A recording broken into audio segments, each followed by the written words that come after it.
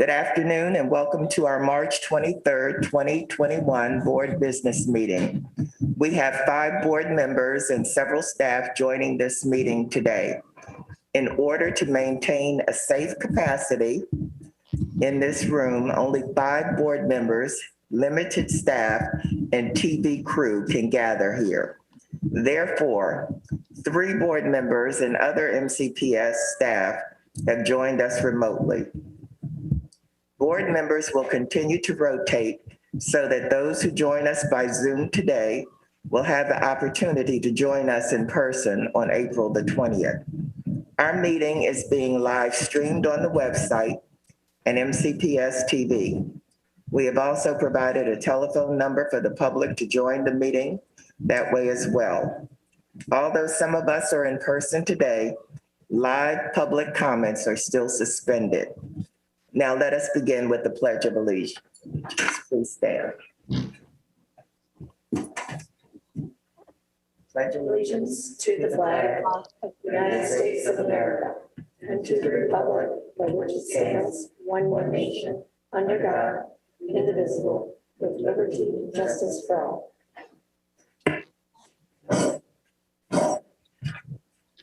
I will call the roll to recognize board members joining us here in person and on Zoom. Let me start with Dr. Daka, I'm here. Ms. O'Neill, Good afternoon, I'm here. Mr. Asante, Good afternoon, I'm here. Ms. Mandrowski, Good afternoon, Rebecca Smondrowski. Ms. Evans, Good afternoon, present. and Ms. Silvestri. Good afternoon, I'm here. Before we officially get started with today's meeting, I would like to take a moment to say a special thank you to our television and communications staff who have worked tirelessly to support all of our board meetings during the duration of this pandemic.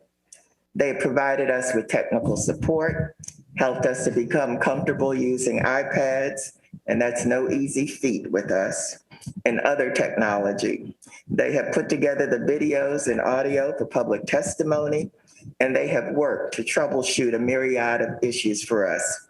We even managed to live stream and record the outdoor welcoming ceremony for our SMOB, Mr. Asante, and the outdoor swearing in of our new and re-elected board members last year.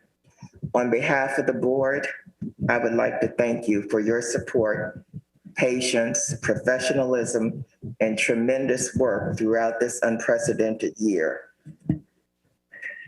There are a couple of things that I wanted to say that are kind of hard for me about the Atlanta tragedy. On behalf of the Board of Education and the MCPS community, I express my deepest sympathies to those who are grieving another murderous attack, which resulted in the deaths of 8 people in Atlanta. 6 of the dead are of Asian descent and 7 are women. And there is an investigation into whether this horrific shooting spree might be motivated by misogyny or racism or both. This tragedy is one more awful reminder of the cost of hatred and violence directed at people because of their identity, whether it is race, ethnicity, gender identity, or religion. During this challenging time, we are called to work together to help our community navigate a global pandemic. We are seeing increasing numbers of xenophobic incidents and hateful attacks that target Asians and Asian Americans. We, the MCPS community, state unequivocally that we will not tolerate acts of hate or bias in our community, nor will we remain silent when people are targeted because of who they are. As a teaching and learning community, we are committed to anti-racism work and equipping our students to lead a more equitable world. We also had another tragedy this week in Colorado. Mr. Asante, I believe you wanted to speak on that.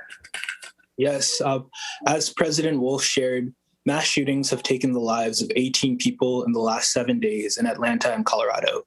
Gun violence continues to be a threat to our country and our communities, even in the midst of a worldwide pandemic. The Board of Education, MCP, and MCPS condemn gun violence, wherever it may happen and whenever it happens. The students of this county and across the nation have also raised their voices, demanding action to bring an end to these senseless gun tragedies that continue to plague our shops, schools, and streets. These abhorrent acts are a reminder that we must continue our advocacy. So today, we mourn another senseless loss of life from gun violence. I challenge all of us across the country to work together, stand up, and speak out to ensure that this doesn't happen again. Going to work, the store, or to school should not result in the loss of life. Thank you.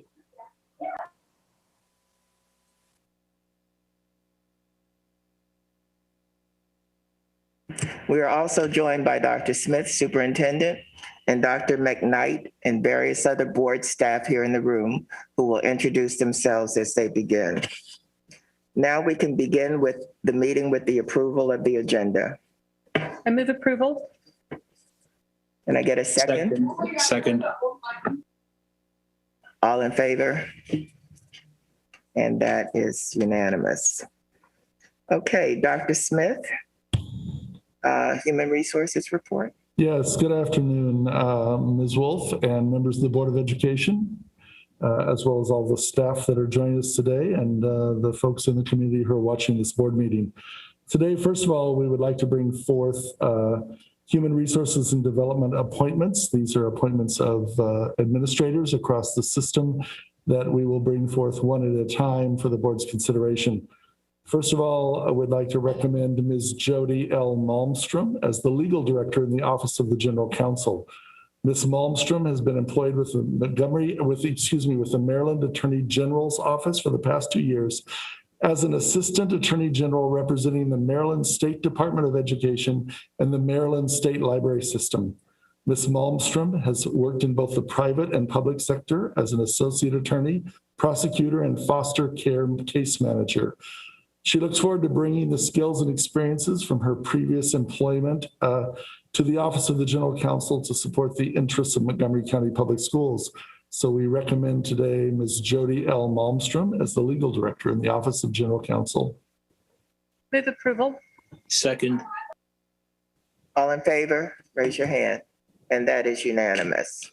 Second recommendation today is Dr. Tiffany Ann Ockard, principal at Silver Creek Middle School. Dr. Ockard has been employed with Montgomery County Public Schools for 19 years as a staff development teacher, a student support specialist, assistant principal, principal intern, and most recently as the acting principal at Silver Creek Middle School. Dr. Ockard looks forward to continuing to lead the Silver Creek community with an unwavering commitment to equity where all students have access and opportunity for the most rigorous instruction, to meeting the social and emotional needs of all students, and to building strong relationships with students, staff, parents, guardians, and the community to maximize student success. So we recommend to you Dr. Tiffany N. Ockard. Move approval. Can I get a second? Second. All in favor, raise your hand. And that is unanimous. We want to recommend today to you Ms. Megan M. McLaughlin as principal at A. Mario Loiterman Middle School.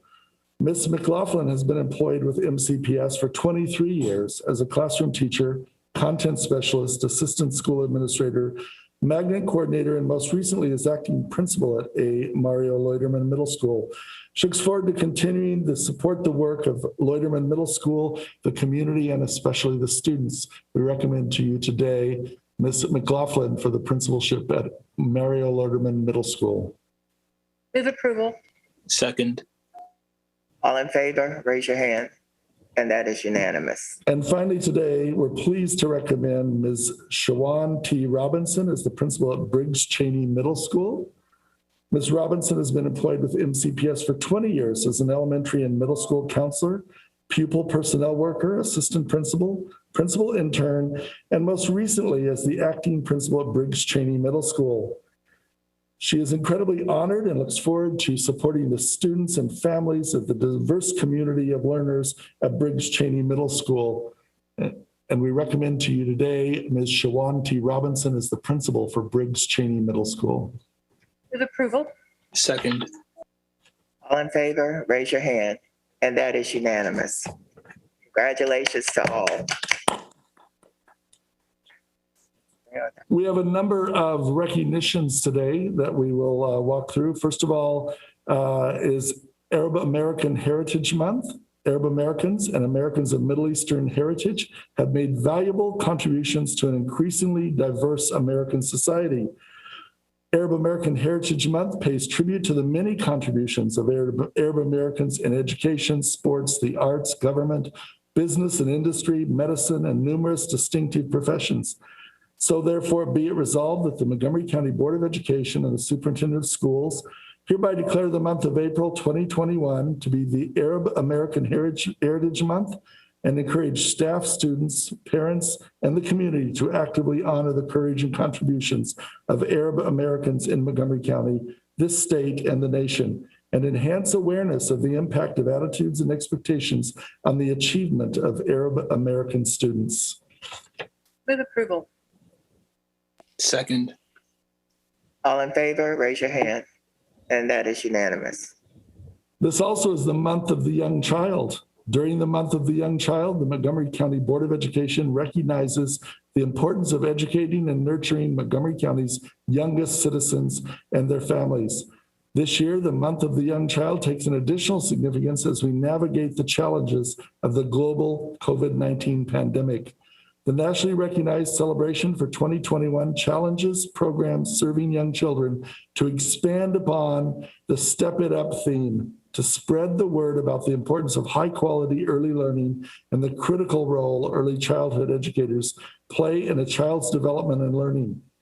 This resolution is presented for your consideration, so therefore, be it resolved that the Montgomery County Board of Education and the Superintendent of Schools focus public attention on young children and their families during April of 2021, the month of the young child. Move approval. Second. All in favor, raise your hand. That is unanimous. Thank you. We also want to draw attention today that it is National Autism Awareness Month. April has been designated National Autism Awareness Month by the Autism Society of America and Autism Speaks. Montgomery County Public Schools serves more than 2,600 students with autism in a wide range of settings, including comprehensive and separate schools within the least restricted environment. Montgomery County Public Schools appreciates the opportunity to collaborate with a diverse array of community organizations that provide supports to people with autism throughout their lifespan. MCPS seeks to educate the community about the contributions and successes of people with autism throughout their daily lives.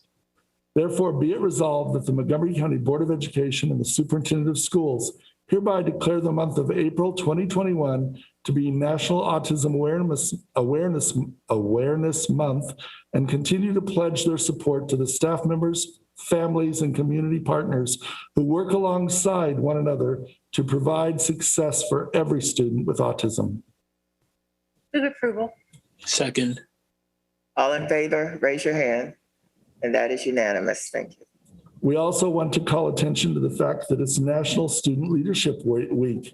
This serves as an annual recognition of the importance that the role of student leaders play in schools and communities. This year's theme, Leadership Unlimited, is appropriate in regard to the COVID-19 pandemic, as student leaders have elevated their voice and supported the needs of their peers during this unprecedented time.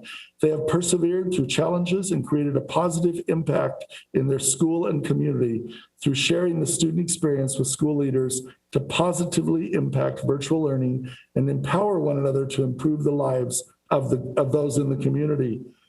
In April 2021, student leadership activities include the election of the student member of the Montgomery County Board of Education, the election of the Montgomery County Regional Student Government Association officers, the Choose Respect Montgomery Respect Fest, a high school voter registration drive, and National Student Leadership Week. And the Montgomery County Board of Education has a continuing commitment with the support of school administrators, staff, parents, guardians, and community members to instill strong citizenship values in emerging student leaders. Therefore, be it resolved that the Montgomery County Board of Education hereby join with the Superintendent of Schools in recognizing the week of April 18 through 24, 2021 as National Student Leadership Week in Montgomery County Public Schools. And be it further resolved that the Montgomery County Board of Education and the Superintendent of Schools commend student leaders for their hard work and positive contributions on behalf of Montgomery County Public Schools, and urge citizens to recognize student leaders and support their accomplishments as they develop the skills needed for future local, state, and national leadership. Move approval. Second. All in favor, raise your hand, and that is unanimous. Thank you. And finally, today we want to call attention to National Volunteer Week. National Volunteer Week presents an opportunity to recognize and thank volunteers who lend their time and voice and support to our students in schools. Montgomery County Public Schools is committed to collaborating with parents and guardians, community members, and organization partners who volunteer to expand opportunities for students and families and positively impact our schools and community. More than 50,000 individuals volunteer to provide support to our students.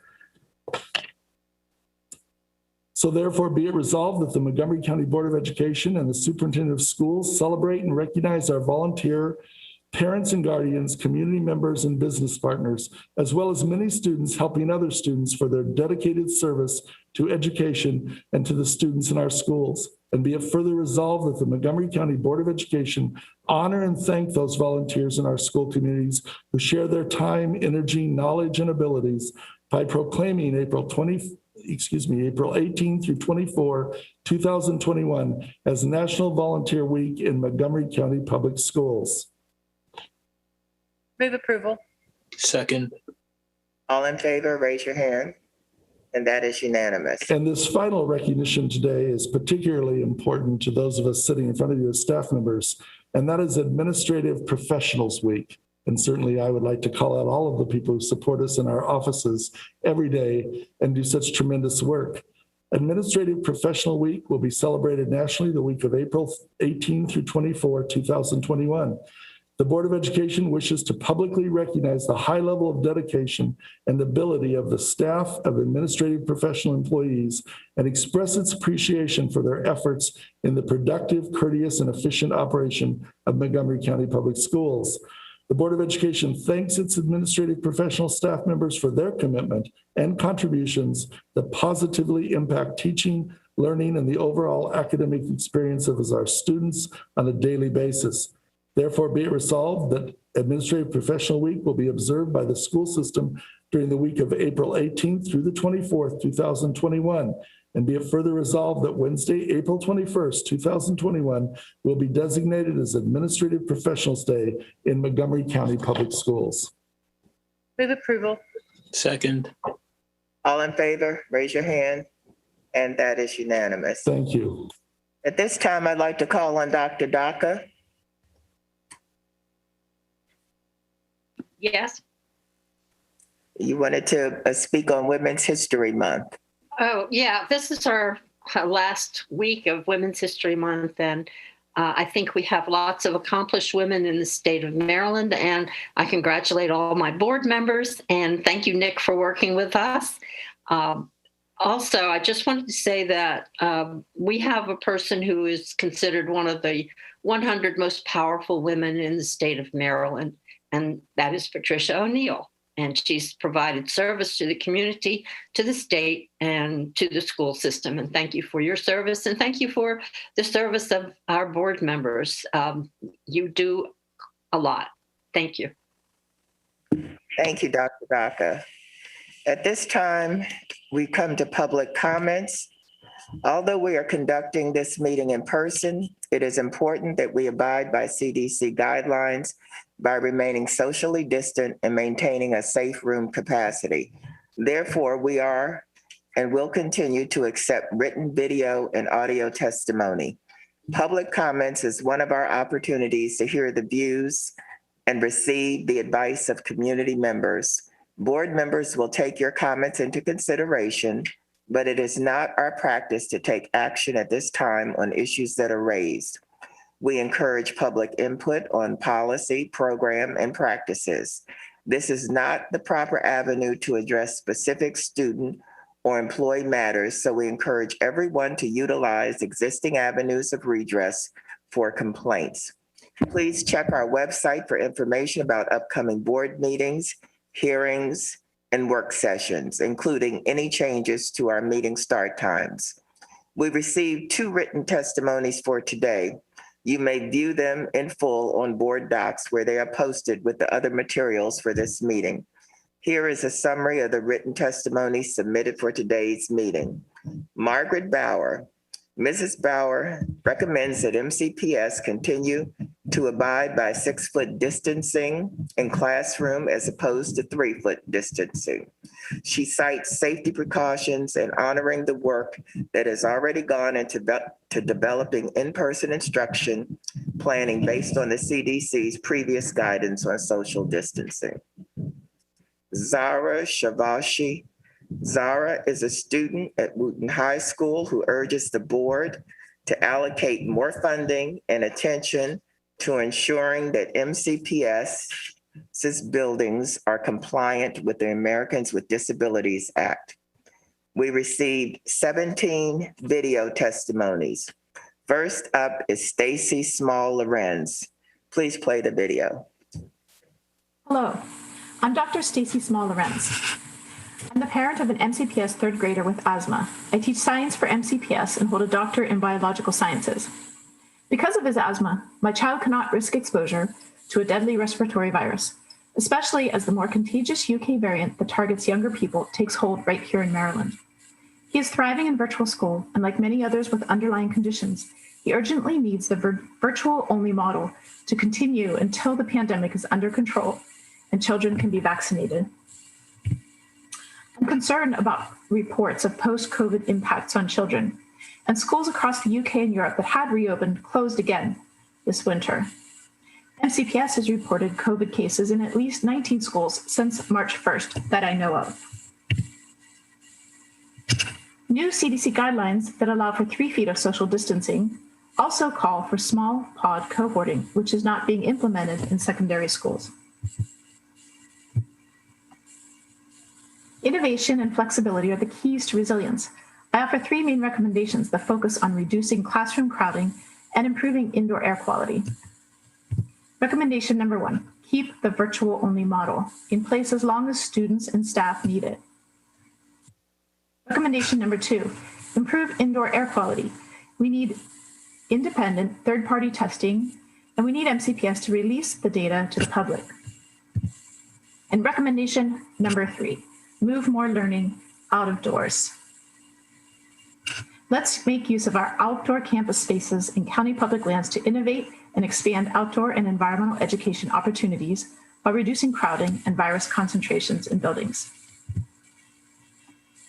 In summary, I urge the board to think outside the box of the classroom and the Chromebook screen, to deliver education in ways that make it safe for everyone to breathe.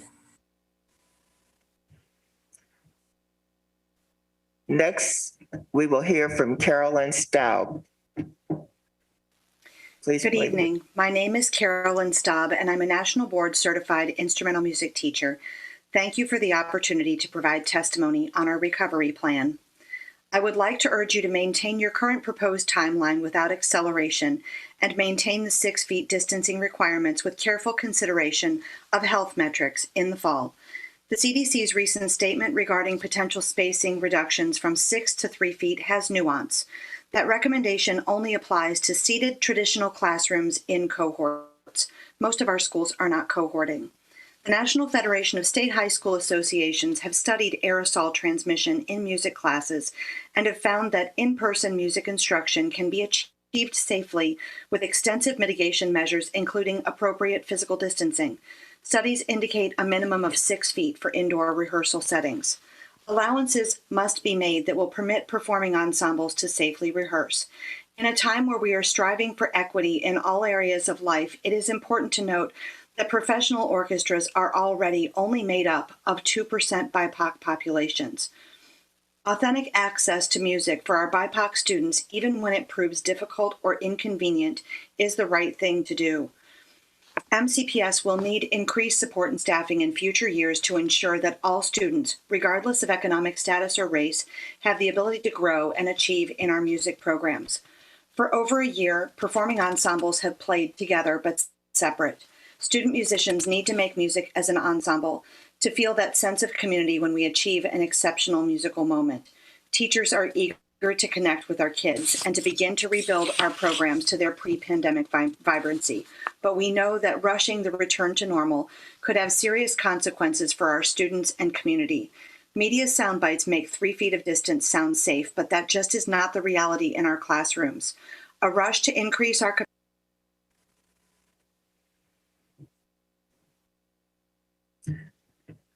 Next, we will hear from Heather Jokey. Hello, my name is Heather Jokey. I am the proud parent of 4 children in MCPS, a 9th grader, a 6th grader, a 4th grader, and a kindergartner who attend 4 different schools at 4 different clusters across MCPS. I've watched dedicated teachers make virtual learning rigorous, accessible, and engaging. I've watched in dismay as our teachers' growing concerns about their personal health and safety was not taken into consideration when deciding to open school buildings before all teachers were vaccinated. As a parent with 4 children in MCPS, I would like to address safety by keeping students 6 feet apart and not accelerating the phase-in for in-student learning. If we move to a 3-foot distancing model, it puts staff and students at risk, especially during lunchtime when masks are taken off to eat. In a music classroom, it renders band and choir completely dangerous or near impossible. The National Federation of State High Schools Association have completed studies that indicate that 6 feet of distance is required for most band instruments, along with limiting rehearsal time and using appropriate musician PPE. My 4th grader, a new clarinet player, can't learn to play his instrument in person if we do not adhere to the 6-foot guidelines. By keeping the distancing to at least 6 feet apart, we preserve not only the music programs, but the health and safety of all staff and students. In that vein, I'm also asking that we do not accelerate the phase-in. In the first 2 weeks of reopening, there have been 14 schools with positive COVID cases, and that was before we greeted 20,000 kindergartners through 3rd graders in phase 1.2. 14 schools with positive COVID cases. To be abundantly clear, school buildings were closed, but our teachers never stopped teaching and our children never stopped learning. Teachers have gone above and beyond their duty day to develop a rapport with their students and to provide an engaging learning environment.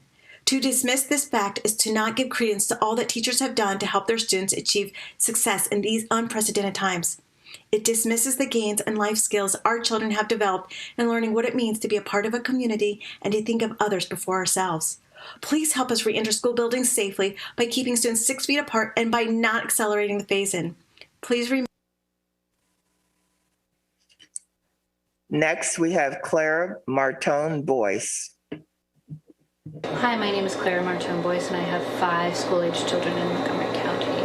I want to ask the school board today not to make major changes to the reopening plan, including acceleration of timelines or reduction of physical distancing requirements. We simply are too early in our reopening process to consider making additional changes, both because we don't have enough data to know how this is playing out here in Montgomery County. We haven't even started our COVID testing in the vast majority of schools where students are back in person.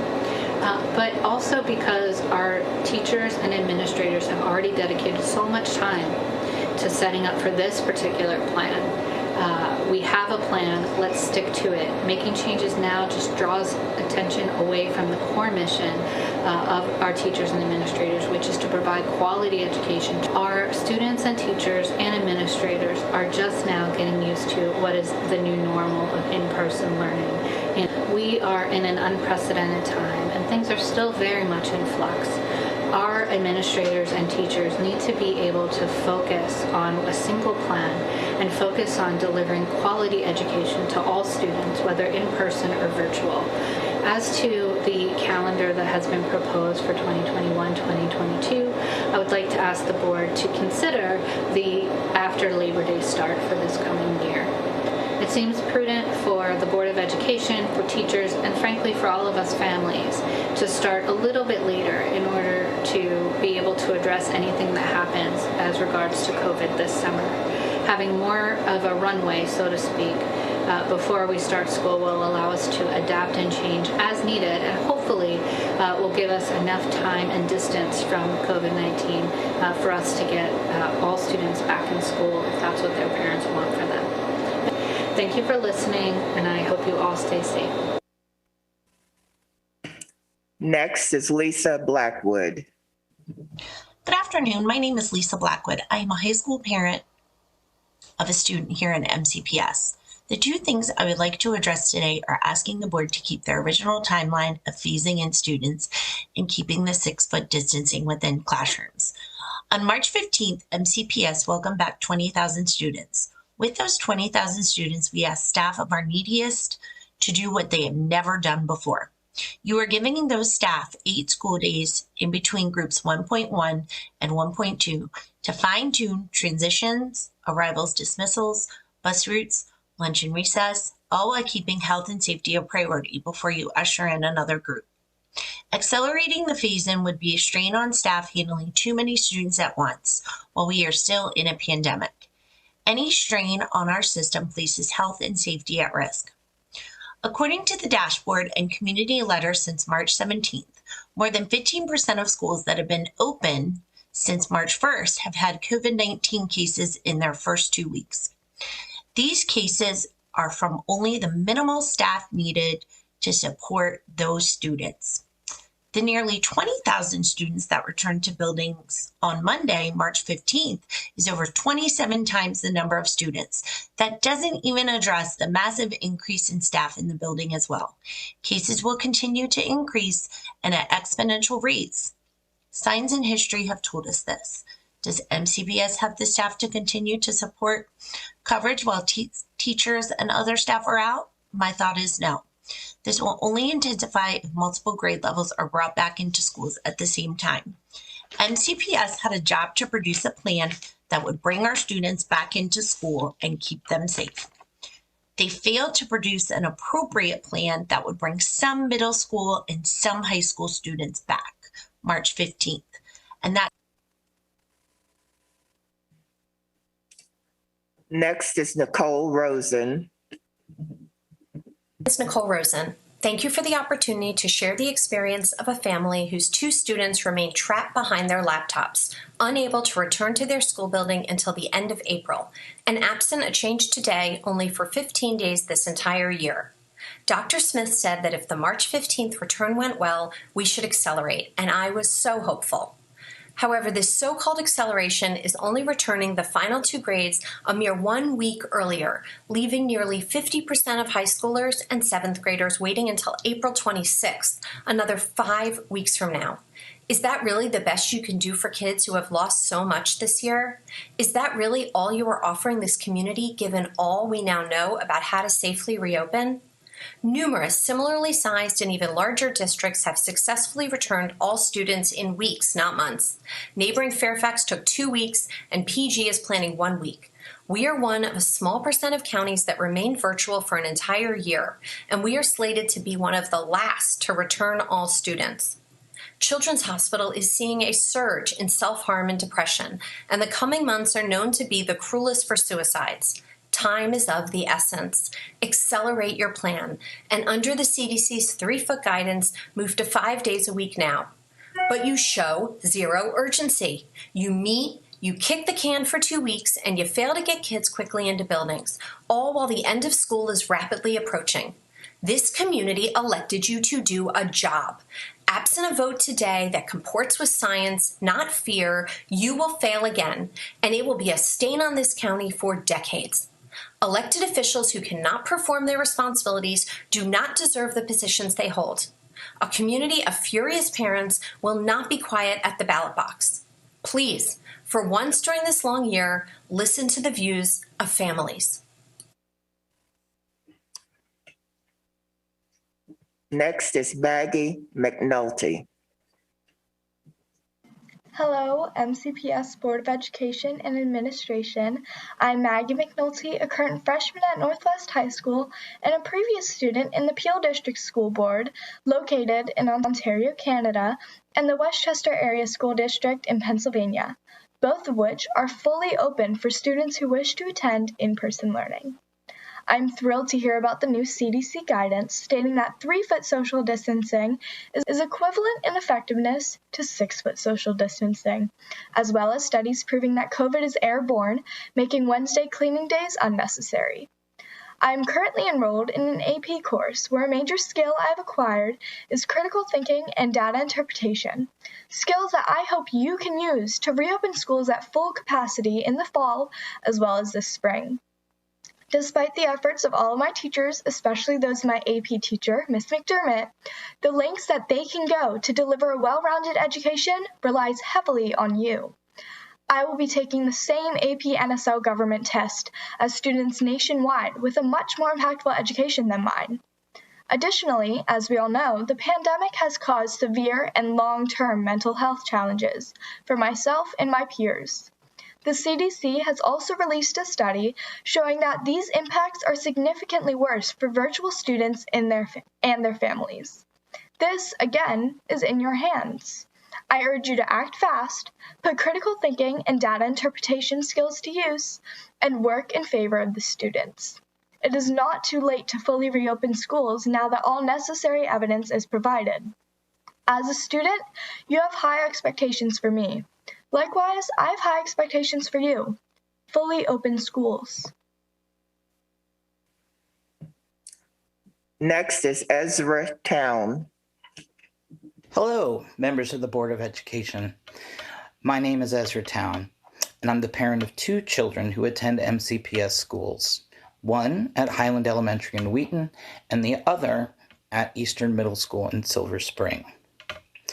I asked the Board of Education to consider a few things today. First, while CDC guidelines have recently been issued to reduce the social distancing requirements from 6 feet to 3 feet, that reduction is limited to younger children, elementary school aged, and not to their teachers who are still required to maintain 6 feet of social distance, nor to middle schoolers or high schoolers. I question the efficacy of enforcing different social distancing standards for children and their teachers. I believe it will be difficult, if not impossible, for young children to uphold different standards for each. And I ask that this reduction in social distancing requirements not be a reason to return all children to school any sooner than already scheduled. It's already clear that some schools have too many kids in one classroom and instead have overflow classrooms. Those overflow rooms do not allow for the best in-person interaction between students and teachers. In fact, they're nothing different than virtual school. Lastly, many teachers I have spoken to indicate that their middle schools and high schools are not able to pod students, and that instead, students and teachers will be moving from class to class as usual. This is against the best practices of the CDC, which state that podding is the best solution for a safer return to class. Thank you very much, and I ask you not to return students to school any sooner than already scheduled in the current board guidelines. Thank you. Next is Sarah Burkholtz. My name is Sarah Burkholtz, and I'm a parent to 2 MCPS students, one of whom has special needs. Imagine being a child with disabilities who has been denied in-person therapy services for an entire year. Imagine needing physical therapy, occupational therapy, and speech therapy, but even when schools reopen, you can only access those services via Zoom. This is not an imaginary scenario. This is the reality for thousands of MCPS students with special needs.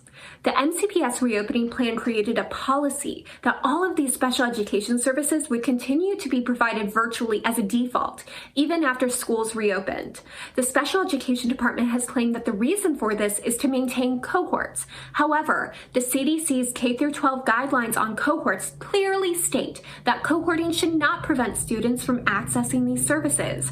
Per the CDC, there is no bona fide health reason to prevent students from receiving in-person services across cohorts when other mitigation measures are utilized.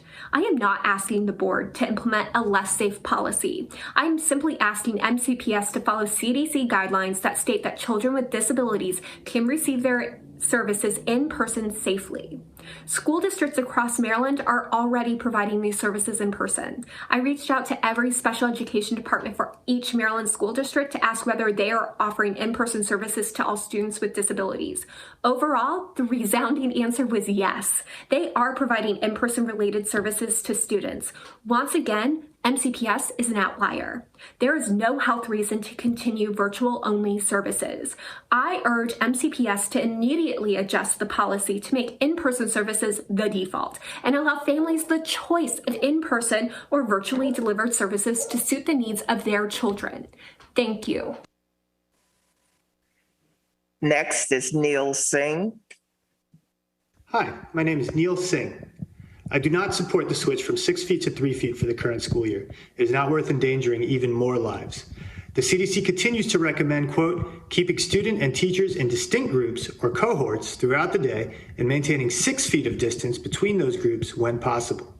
In middle schools and high schools where community transmission is high, CDC advises students to stay 6 feet apart if cohorting is not possible, end quote. The new CDC guidelines still calls for 6 feet of distance in common areas when masks are off, such as during lunch and snack breaks, and between adults and students. The CDC study on 3-foot distance did not track asymptomatic cases, use detailed contact tracing, nor take into account that, quote, districts with lower distancing requirements closed more frequently or required more quarantines, end quote. You already made one incorrigible and cowardly decision when you reopened schools. Do you realize how many heroes had to work together to get vaccination appointments for all the staff? The amount of hours they had to sacrifice away from their children to do unpaid labor to try and save the lives of the staff member whose lives you jeopardized? It's common knowledge that the powers that be don't care about the teachers, but this is a new low. The past 3 days, we have seen a spike in cases, with Montgomery County having over 100 new cases per day because we are reopening everything way too soon. As of the time I'm filming this, there are at least 27 cases of COVID in Montgomery County Public Schools, and there have been 2 outbreaks at schools. And these are just the ones we know about. There's still plenty being kept secret. There's a group that will be monitoring all of these cases, as well as the new cases which are guaranteed to appear. I hope you do the right thing. Next is Laura Vaughn. My name is Laura Vaughn. I'm asking for you to reinstate in-person special education therapy services. I'm a physical therapist and mother of 2 MCPS students. At the last board meeting, it was determined that therapy services would remain virtual due to cohorting issues. However, the current CDC guidance on cohorting makes specific exceptions for students receiving special education services by direct service providers. The CDC data shows that PT and OT are low risk for COVID transmission when proper PPE is used. PT and OT services are offered in person in the county, but for many students are inaccessible. Consider the ethics of a blanket virtual-only policy for therapy interventions. It is not the most appropriate method of service delivery, as there is little data on its efficacy in this population. Most districts across the country default to in-person therapy services. While the district uses a coaching model for caregivers, many aspects of the intervention require close visual or tactile assessment. In fact, a large part of eliciting desired motor responses is through skilled tactile cues. Relying on a caregiver to give cues and feedback, especially with a nonverbal child, provides a barrier to success. Goals and interventions involving seating, pencil grasp, or use of adaptive equipment rely on hands-on direction, especially for those who can't process auditory or visual cues via computer. Goals related to social interaction and physical navigation of the school environment continue to be unaddressed in a virtual setting. Consider the consequences of defaulting to virtual-only services. It disregards the input of families and therapists in helping these children achieve IEP goals. Skilled therapists often identify other mental or physical needs through informal classroom observations that may be missed in a virtual setting. Virtual therapy perpetuates the stress on already overburdened families. Most importantly, the continuation of virtual-only therapy does not benefit those students who have already regressed under this system. This is unethical. I implore each of you to do the right thing for our most vulnerable students and reinstate in-person therapy. Next is Grace Lovelace and Chad Wilson. Good afternoon. My name is Grace Lovelace. Mine is Chad Wilson. We're MCPS educators who teach at schools that have been disproportionately affected by COVID-19. We've heard a lot of people from outside of our communities about what they think students at a school like ours need. However, the board has heard very little from parents and students who are actually members of these communities. The main task of public schools is to provide an education to all children. That means meeting students where they are, not where we feel they should be. Many have asked what MCPS needs to do to encourage families to send their children back and make them feel safe. While we agree with this goal, we must respect that returning right now is not a viable option for many parents. Their pandemic experience has been far different from any of ours. They've lived the statistics quoted in studies. To them, death from COVID-19 is more than a headline in a newspaper. Questioning a family's educational decision during a pandemic is heartlessly disrespectful. MCPS's simultaneous model negatively impacts all students. However, it is most detrimental to virtual students, many of whom are learners from affected communities. The simultaneous model suffers from several deficiencies, the most important of which is inequity of the model. Due to normal daily transition within in-person learning, our virtual students are often left waiting, virtually disconnected. When teachers support the in-person students, they often lose sight of the virtual kids, causing them to lose access to instruction. Meanwhile, they no longer have anyone dedicated to meeting their needs. The lack of tracking cameras and weak sound setup makes it extremely hard for virtual students to engage in said lessons. They are having difficulty hearing lessons, seeing the material, and simply participating. When MCPS first presented different program models to this board, they noted that the simultaneous model was the least effective and recommended. One wonders why schools were encouraged to choose a model MCPS knew was far less than ideal for all students and would hinder our most vulnerable students' learning. We are aware that there are plans for Virtual Academy next school year to improve virtual learning, but students deserve improvements now. Just like the district sees value in reopening for students who chose in-person learning during the final 15 weeks of school year, they must see value in improving instruction for the students who have chosen to continue with virtual learning.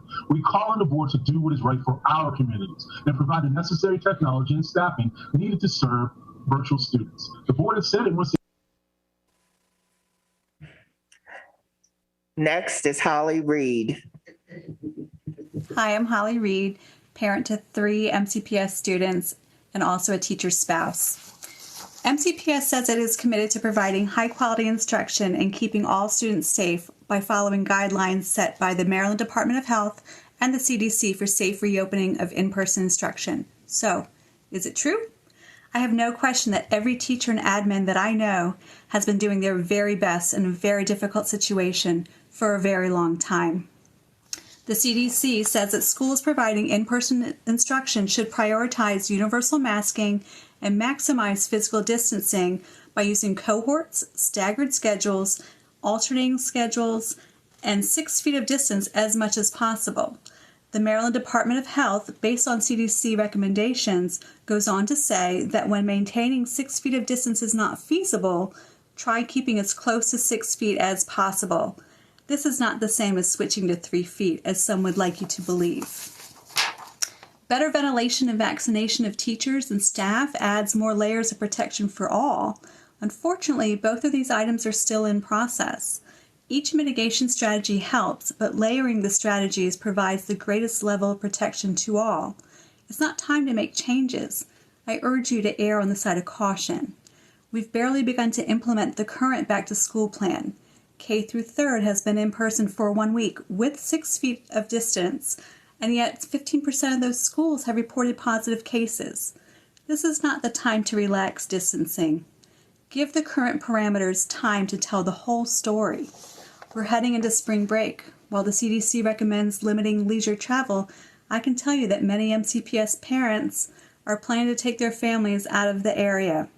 Most of those have also said that they are not going to test or report their travels when they get back. We need honesty and transparency. Next is Carly Katz. Hi, my name is Carly Katz, and I'm a sophomore involved in the Wooten SGA. I would like to talk to you all about the lack of ADA compliance in Montgomery County schools and the shocking negative impact that they have on all MCPS students, regardless of whether they have a disability or not. Last year, my friend received surgery on her foot and was in crutches. It was nearly impossible for her to safely cross the parking lot, reach one of the few elevators in our school, and engage in other activities, all because she couldn't get between the places she needed to, while feeling safe at the same time. In a school building, such a feeling is arguably a right for each and every student. Our parking lots should have access aisles between the cars for people to walk, a problem so easily fixable that just a little paint would do. Such a seemingly minute problem with such vast implications on so many who don't deserve them. Our stairs are too steep for those with either short-term or permanent disabilities to climb, and the low quantity of ramps available makes this even harder. The Americans with Disabilities Act has been a law since July of 1990, more than 30 years ago. Yet 180 schools that were tested in Montgomery County out of 207 are not fully compliant with this federally mandated law. Over $1 billion has been allocated to necessary building changes, including construction, demolition, replacement, and so much more, in Senate Bill 492 and House Bill 590. If allowing students with disabilities to have the right to a safe and public education, which they have no choice but to pursue, fails to qualify as a necessary building change, then the question I ask you all today is, what does? By ignoring these problems, disabled children in Montgomery County Public Schools receive the message that their safety, happiness, and well-being does not matter. So I urge you to fix the building conditions in MCPS that are destructive to our students' right to a safe and public education. Thank you all so much for your time. Next is Catherine Contreras. Good evening. My name is Catherine Contreras, and I go to Wootton High School. MCPS has been given over 28 years to make schools accessible, yet no school in MCPS is compliant with this federal law. Over the past year, I've advocated nonstop to make buildings accessible in MCPS. I've spent many nights crying in frustration for the lack of urgency to follow this federal law and from the lack of response from you all. As elected and appointed officials, it is truly disappointing seeing the ignorance and lack of care you have for students with disabilities. Students with disabilities are struggling to access public education all across Montgomery County, and it seems like you all are doing nothing to fix this. I've seen many of my friends struggle traveling the halls. I've heard screams and cries from my best friends. I've witnessed the exclusion of many of my friends, all because of the lack of ADA compliance. By not having safe and accessible schools, you are telling thousands of disabled students all across the county that their education does not matter, that they don't matter. Everyone deserves a right to a public education, and one's ability should not be the reason someone does not get their right to a free public education. There should be absolutely no excuse why none of the 207 MCPS schools are not compliant with this federal law. Funding to make schools ADA compliant is long overdue. You must put more funding towards fixtures to make sure entrances, exits, fire drill routes, and bathrooms are all ADA compliant. We can design our schools in a way that fosters belonging, inclusion, and community, rather than segregation and isolation. And that's by making schools accessible to all. Thank you for your time. Next is Hari Cannon. Good evening. My name is Hari Cannon. I am 19 years old. Last year I graduated from Wootton High School. Now I am part of the transition program. I was born with Down syndrome. MCPS schools are not accessible to people with disabilities because they are not compliant with the Americans with Disabilities Act. These schools are not fully accessible to all. I've seen my friends struggle to access these schools. They are stairwells with no handrails. There are areas of the school where it's too steep to navigate on your own. These are just some examples of many barriers my friends face in MCPS schools.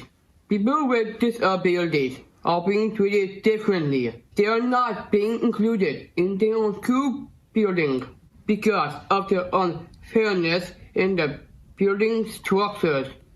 There are no ramps. There are no elevators. There are no accessible routes. As a community, we need to make sure people with disabilities feel safe and they have the same access to school buildings. They need to feel included, and if they belong there, as board members, you have to make it a top priority to fix these ADA issues. Please put more funding towards ADA compliance now. Thank you for your time. Our final video testimony comes from Christopher Ye. Good evening, everyone. My name is Christopher Ye. I'm a junior at Wootton High School and a member of the Wootton Student Government Association. I am here tonight to demand change that has long been withheld from students with disabilities.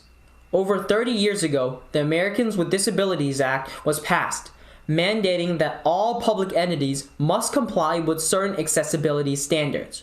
However, 30 years later, of the 207 MCPS buildings, most buildings are still largely non-compliant.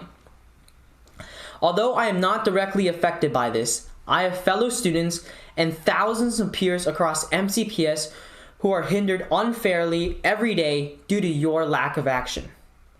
I believe that at the very, very bare minimum, every student should have the right to traverse their school safely and comfortably. On top of serving as centers of education for students, MCPS schools are also places of worship, community centers, performance venues, sports centers, convention sites, and even polling places for the public. This means that non-compliance with the ADA not only affects students, but the greater Montgomery County community as well. It has been 30 years too long that students with disabilities have had to suffer.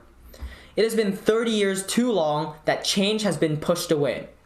It has been 30 years too long that you have ignored the needs of your constituents. Members of the board, it is time for you all to take responsibility as our representative officials and start representing the disabled community by putting more funding towards ADA fixtures. Thank you and have a good night. This will conclude our public comments. The next business meeting of the Board of Education for public comment is Tuesday, April the 20th, 2021. Sign-ups for public comment will open the evening of Tuesday, April the 13th. We're now up to item 6. Can I ask? Go ahead. Question. Yeah, thank you. In reference to the public testimony, I have 2 questions. Number 1, can we please get a list of the schools that are not ADA compliant and what they would need to be in compliance? I know that there's a lot of things like wider hallways and stuff that we can't necessarily address, but it'd be helpful to me to be able to see which schools still have needs that we need to address, how we want to address them. Well, I think that what we would have to look at is the year the school was built and the number of times that school has been updated or retrofitted to be ADA compliant, because we don't actually have schools that aren't ADA compliant, because the law changes often throughout over time, as the students have indicated. It's been 30 years. And so we will ask Mr. Adams to provide information that that attempts to answer your question, but that would be an incredibly difficult question to answer fully or substantially, because the different ages of the buildings that we have would require different responses. And when we do work on any building of any substantial, like they talked about elevators, right. We add elevators on a regular basis to old buildings. We add all those things. And this is not a Montgomery County problem. This is not a Maryland problem. This is a national and international problem around the world, that things age and the new. I mean, if you want to talk about ADA compliant, environmentally sound, whatever those things are, the digital world, they all change. But we will ask Mr. Adams to try and give the board a response to kind of where we are as a system in terms of ADA compliance. Thank you. I appreciate that. I totally recognize and respect everything you just said. I thought that the building services or Mr. Adams's office generally went through and did check to see. So like if it's something like just a ramp, but I know that there are bigger things like elevators and wider hallways or whatever it might be that may not be something we can adjust. That's why I would like to, if I'm assuming that when you observe schools or go do your survey schools, that we take notes of what would or would not fall into that Sure, but we want to give you something that's manageable, because I don't think you want it doesn't 1,000 pages. No, and so that would be important. Just the general things. Ms. O'Neill. Yeah, I just wanted to comment, as someone who suffers from mobility issues, and I have a handicap permit because of those issues. And Dr. Daka and I both have mobility issues and are frequently in schools. It left the impression that we have no ADA accommodations. And I have to say, some are better positioned from everything from curb cuts to handrails in some of the newer buildings. But, I take the elevators with administrators all the time. And I know that in our buildings that have yet to be modernized, physical accommodations have been set in place because it is life safety issues connected with fire drills. I was concerned. I know the students at Wootton have been passionate advocates, but any implication that none of our 208 schools are ADA compliant is really a vast overstatement. I know I have been in schools where the elevator is positioned in a very inconvenient place, and smaller than in other places. But, I know that staff has to look at that. I think, we will have a full CIP come this fall, and perhaps that should be an area of focus of discussion and evaluation. And I know every school was evaluated when we went off of the FACT assessment to the new key facility indicators. So perhaps the results of the KFIs might be indicative of deficiencies in ADA accommodations as a starting position. Yes, that's exactly what I was referring to. And because I too am in schools very frequently, and I can't think of one other than maybe Wootton that really has any no ability to get from. Sure, we will provide the information that. Thank you.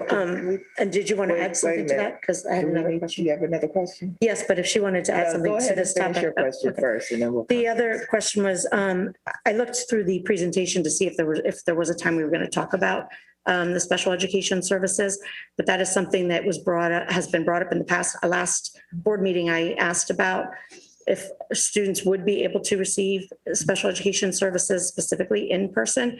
And I thought that the answer was that they would be able to. One of our speakers mentioned that they would not be able to, but I would just appreciate some clarity in that. Sure. The speaker was speaking specifically of related services that involve staff members who move among many buildings on any given day to provide those services. And so that was the response that Mr. Lowndes has provided in the past. We can give you more specific information about what we're able to provide in person versus what makes more sense at this time to continue to provide digitally, given the rotation of adults through a variety of schools over 1 day, 2 days, 5 days, in terms of providing those related services. And when we talk about that, we're talking about occupational therapy, physical therapy, speech therapy, et cetera. Okay, I would appreciate that. Yep, yeah, absolutely. And if there's any method that you all have in place for people to specifically request for those type of services in the situation where they're not something that we're generally doing, if that's okay. Ms. Harris. Yeah, thank you. And I did want to just build on Ms. Modrowski's comment about the in-person therapy services for special needs students. Since we know that occupational, physical, and speech therapy providers in the county are providing in-person services, if we could take a look at, and I do remember hearing Mr. Lowndes discuss this at our last board meeting, that it was a concern, just as you said, about therapists going school to school to school. But if we could take another look at ways to maybe make the circuit of those therapists more efficient so that perhaps they could start providing some in-person services to especially our students who are most reliant on speech, occupational, and physical therapy to continue to make progress and not regress. I think that is something that bears looking into. I do know we have a limited number of those providers, but if we could also look for ways to perhaps partner with our service providers in the county that are seeing patients in person, maybe we could start to make some connections and build some bridges so those students who are dependent on the system for those services because they can't perhaps otherwise afford them can still access in-person services. Thank you. Are there any other questions at this time? Okay, we're up to item 6. Dr. Smith, would you like to? Yes, thank you, Ms. Wolf. As everyone knows, on March 1st, we opened over 60 buildings with small numbers of students in special education programming, as well as career and technology programming. On March 15th, we brought in about 20,000 of our youngest learners who had selected an in-person option. Certainly, the system has a strong commitment to students, whether they're in virtual programming or they're in-person programming in the various works. We've continued our work around transportation, operations, food and nutrition services, and all of these exemplify the dedication and excellence of our staff as they've worked. For example, I recently was provided the information we've served over 13 million meals in the last 12 months. And so I really want to commend all of the staff as we look across the system, across all school buildings. Our school-based staff have worked tirelessly. Our paraeducators, our teachers, our teacher leaders, our administrators, all of them demonstrate the commitment to our students. And I know there are many, many different perspectives out there on what should happen, whether it's the CDC, school buildings, all of the different issues around the pandemic. But I would say strongly and emphatically that our staff has worked very, very hard to meet the needs of our students over and over and over, day after day. And I think we should commend them for what they've done. And they will continue to do that as we progress through this year and we continue to see what is going to unroll in terms of the pandemic, because we certainly are going to see some trend lines today, and we've seen a lot of statistics, but none of us know the future, not one of us. And so we'll have to continue to adjust and react to the future as it comes to us. And with that, I will now turn it over to Dr. McKnight to introduce the presentation. Good afternoon, board members. Today, we're going to hear about the March 15th opening and hear updates on several different areas impacting our opening. One being county metrics and where we currently are with our metrics. Secondly, vaccinations. We have been moving along and providing vaccinations for our staff with the help of our county partners, and we're appreciative for that. And we're also going to give an update on food and nutrition and how we've been able to continue to provide meals to our families during this time.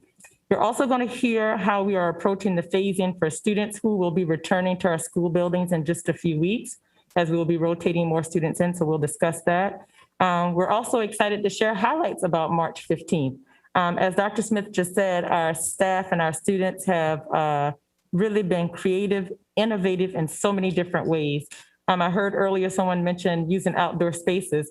Well, I have seen more of our students using outdoor spaces over the past weeks than I think we ever have. And it has been, again, contributed to the innovation that they are experiencing. The yoga mats have found a whole new reasoning in addition to those who utilize yoga for our students. So we will have a moment to share some of those highlights of what we've learned from visiting our schools with our students and our principals and our teachers in the presentation as well. One final thing that we will share today, and we started to share some of this information previously, have been updates regarding where we are with summer school and services related to summer school, as that will be coming up quickly, and we want our families to be prepared and understanding the programs that we will have available to our students. AP and SAT exams, we will also share where we are with those items, and of course, graduation. Before we know it, that will be upon us, and I know we started some discussion in our last meeting. Today, we've been able to, since our last meeting, we've been able to come together and bring some information to share updates with you regarding graduation. So with that, we'll start the presentation now by reviewing the metrics, and so I'll turn it over to Mr. Turner. Thank you, Dr. McKnight, and good afternoon, board members. As always, we'll start with the metrics for the county. As you can see from our dashboard, we're actually starting to see a plateau of the cases in the county. We're standing at roughly 10 cases per 100,000 over the last several days, which is a good sign because it's a low number, but it means that we're starting to see the decline come to an end, and we need to be extra vigilant, especially as we start aiming towards spring break. As the CDC and the state and our local health officials have said, please do not travel if you do not have to travel over the spring break period. We want to really focus on the safety of our students and the safety of our staff when they return.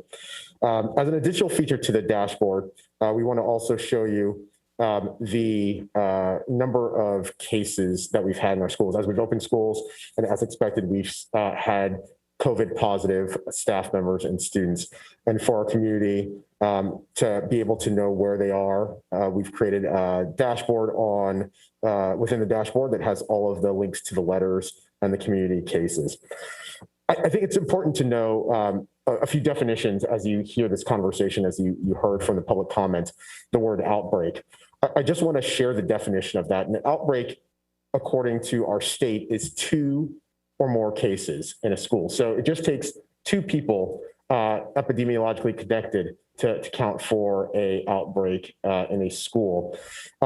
We have heard reports based on the state dashboard that that's reporting that MCPS has had 2 outbreaks. What we know is that we believe that's incorrect information based on a definition of outbreak. The 2 cases that we've had, that there have been more than 1 student or staff member, don't seem to be connected to one another at those locations. So we don't know that they're actually epidemiologically connected, but we wanted to flag that given the conversations the community has been having. And again, as we're seeing cases, this is just a reminder of the importance of being safe and vigilant and to take care of yourself, because that takes care of others. So could we pull up the slide deck, please?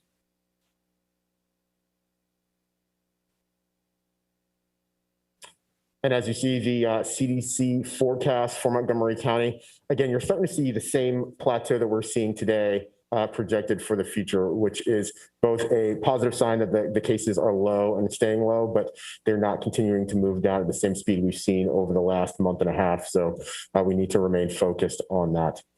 Next slide, please. So on Friday, the CDC released updated guidance to its K-12 operational strategy. And this has particular ramifications for our school system as we think moving forward for both this year and the summer and the fall. So the CDC recommends that at the elementary level, at least 3 feet apart with universal masking, regardless of the community transmission status. So that's a big change from the 6 feet that had previously been the guidance. However, at the secondary level, 6 feet remains the recommendation if cohorting is not possible. And that's because we all know that the older students become, the higher they're likely to transmit the virus, just like adults. There are several caveats to the guidance that's been revised last week. And that's along the lines of adults to students. So adults are still recommended to remain 6 feet away from students. Second, 6 feet is still supposed to take place in the common areas, such as school lobbies and auditoriums. Additionally, while 3 feet is the appropriate distance in a classroom, 6 feet is the appropriate distance when having lunch with masks down. And this 6 feet guidance remains in place for exhalation activities such as singing, band practice, and sports. Next slide, please. So we got this new guidance on Friday. So there is a lot to think about, but planning is in progress to identify opportunities as we look through this guidance and really dig in, with our focus primarily at the elementary level, given the parameters. Things that we have as considerations are around capacity for school buses. If we move to a 3-foot guidance, it would mean that we'd have more students potentially on a bus, which means we're going to have to really rethink how we distance on school buses. Right now we have 1 student per seat. This may require us to think about 2 students per seat to make transportation still functional for the number of students returning. Second, we need to really think about the lunch component again, as you can have 3-foot distance in a classroom. Many of our students have been eating in classrooms. And how do we address that when we need to have 6 feet for the actual lunch period? So that's something else that we are looking at. And again, there's going to be a need for an adjustment to school staffing. Our schools have rolled out staffing based specifically on the number of students who are in each room. And as we look forward, we're going to have to really identify the impact of what 3 feet would look like for staffing for moving forward. So with that, I'll turn it over to my colleague, Helen Nixon, to talk about, to Essie McGuire to talk about food service. Thank you. And good afternoon. We wanted to just share a little bit about where we are with our food and nutrition services and food distribution. And as Dr. Smith highlighted earlier, we have served over 13 million meals as of Friday, March 12th in that first year of our public health pandemic here. And so again, I just can't say enough about what a amazing effort that has been on behalf of, on the part of our food and nutrition staff to just have that dedication and keep those meals moving outside the buildings. As of March 15th, we, though, are, of course, turning our attention to in-school buildings, and we're very excited to be there as well. So we are in all of our schools serving breakfast, lunch, snack, and dinner, and we are able to serve all of those meals to all students because we are still operating under a waiver of those federal guidelines. And so we very much appreciate the federal government continuing that waiver, which is, again, what makes it possible for us to continue in this manner. So we are serving all of those meals in our schools. We also then are continuing to provide curbside service for students that we know are remaining virtual. We have had to adjust our delivery locations outside in order to be able to support our in-the-school staffing as well. And so we have started with 25 schools as well as 9 stops that are also at schools and trying to get deeper into the community. So those 9 additional sites we have really tailored towards, again, those areas where we know there has been high participation, and also an area, say, of walkers, just some of those areas where we know we really want to keep that community service as close to the community as possible. We are, of course, going to continue to evaluate those sites, and we hope to be able to add more. But again, really need to focus on being able to do both inside and outside service as we gear back up at this time. We also have been able, as I think we shared before, to have 2 morning pickup sites, and we're continuing to work with our communities around those. We have one up county and one down county, and those have been very well taken. People are really taking advantage of those, which we're happy to see. Our food services staff also are gearing up for spring break. What we'll do is provide 2 bulk box pickups rather, and we'll be scheduling those and sharing that information later this week with our community so that folks can have some food to take with them over the break if they would like, and help kind of bridge that time period. Certainly we're not able to stand up food every day during break, but we do want to provide a couple of those touch points so that folks can access them if that's helpful to them. And so with that, I would like to turn to Dr. Nixon to share an update on the vaccinations. Thank you. Thank you, Ms. McGuire. Good evening, members of the school board. I'm very happy to be able to share with you an update on our vaccination process. So before you see a breakdown of the total names submitted by MCPS to our medical agency partners. And just to review with the community and with the school board, when we submit names to our agency partners, to Johns Hopkins and to DHHS, what that means is the names have been aligned to match the sequencing of our phase-in process. Additionally, when names are submitted, it means that our staff members are in the queue, and that as vaccine becomes available, our medical partner agencies will kickstart a process which will allow them to register and to then book their appointment. So we are happy to be able to share that we have submitted 26,496 names. Our staff members are now actively involved in the process, and they are in the current state of filling in their MyCharts, registering, and booking their appointments. So this slide here shows us a breakdown of our association partners and the number of substitute teachers and TPT that we have been able to accommodate in this endeavor. Next slide, please. This overall snapshot shows you where our employees have gone to have their vaccines completed. And this breaks it down by either Hopkins or DHHS. We also know that some of our employees have received the vaccination at other agencies on their own. We can share that to date, 13,279 of our MCPS staff members have received vaccine. And again, to remind the community and the school board that this is a fluid number, that our agency partners do provide us with updates on a weekly basis, and we will continue to increase with the vaccination completions and continue to monitor and submit our updated numbers on a weekly basis. Thank you, and next slide, please.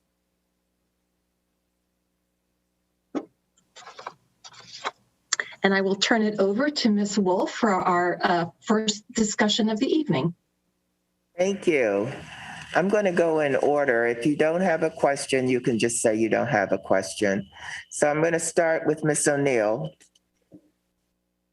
Yes, well, first I wanted to comment that, as I reflect back a year ago when we shut down, people sprang into action, and particularly from the get-go, our food service staff and our technology people. And, I just have to say, it was truly a remarkable experience. And I think we have to thank staff for those efforts and for their consistent efforts, especially the SEIU staff, being front-facing with the public throughout this pandemic.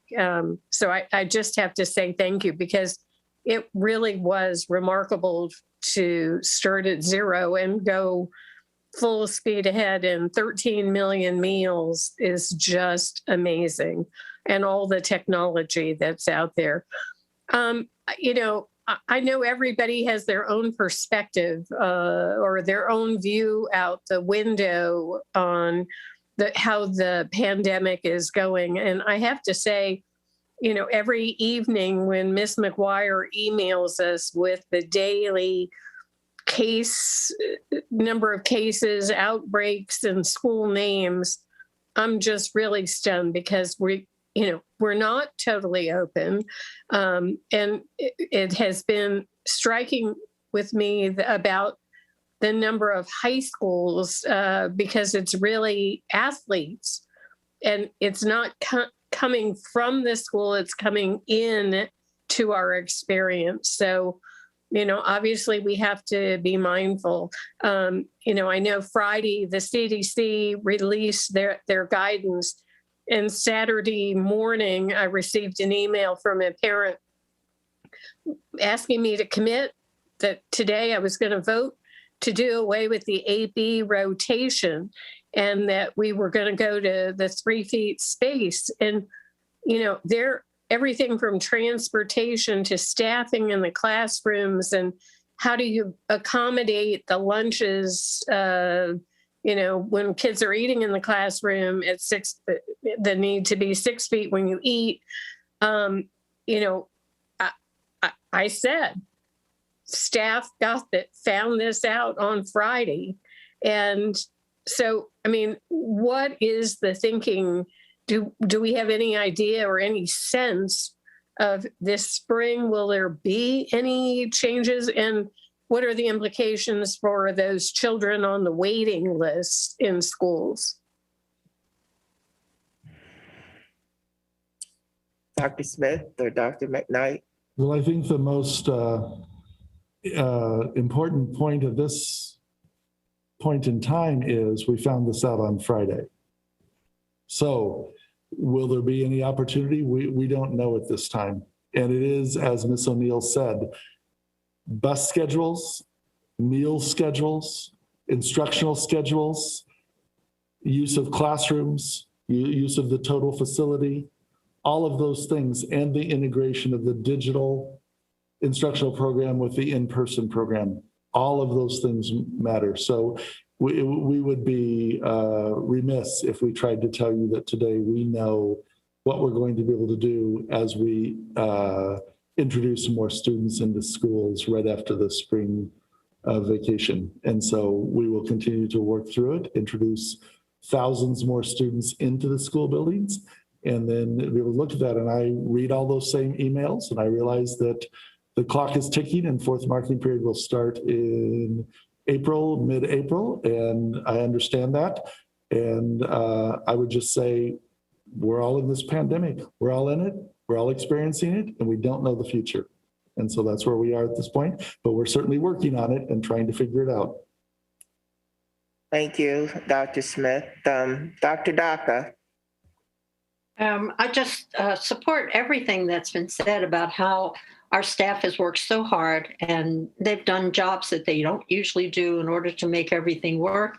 And I think parents are familiar with their own schools, and sometimes they see things in their own schools that they think can be done better, or that we're not doing some of those things in other places. We are really trying to accommodate the students and to follow the rules in every building. And every building is different, because we've talked about this before in terms of how they're laid out and how the rooms are located.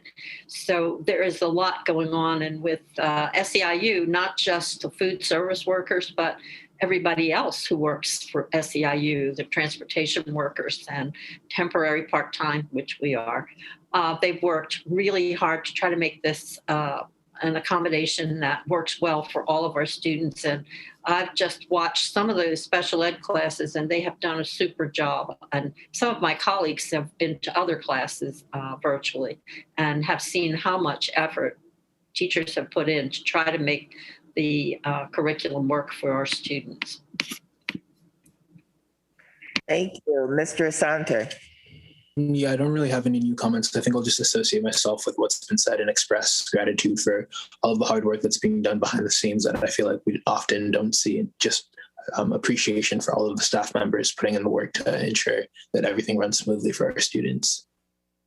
Thank you. Ms. Evans. Sure. I think it can't be said enough. I mean, 13 meals, that is just out of this world, out of my mind thinking about that. So I too just want to thank everybody in the food and nutrition department, facilities and management, transportation. You know, we were able to go to a school. They talked about how transportation was such a big help to them as they were preparing for in-person learning. And President Wolf thanked MCPS TV and technology, you know, in the very beginning. I just think everybody has done yeoman's work.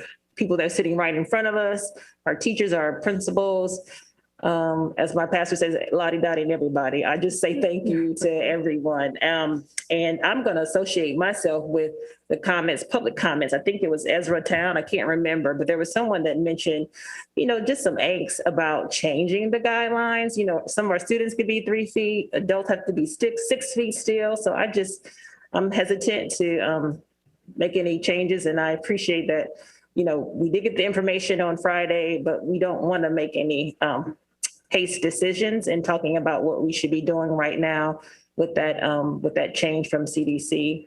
We're just getting back into in-person learning, and to be able to see that in person, to see how it's really working, it just would be difficult. I can't even imagine how kids can be 3 feet and those have to be 6 feet from the children. But I will say great things are going on, and I can't wait to get to that portion of the discussions. I won't say anything else about that, but that was just all that I wanted to really state. Just say thank you to everyone as we continue to do this work, because the school year is not over yet.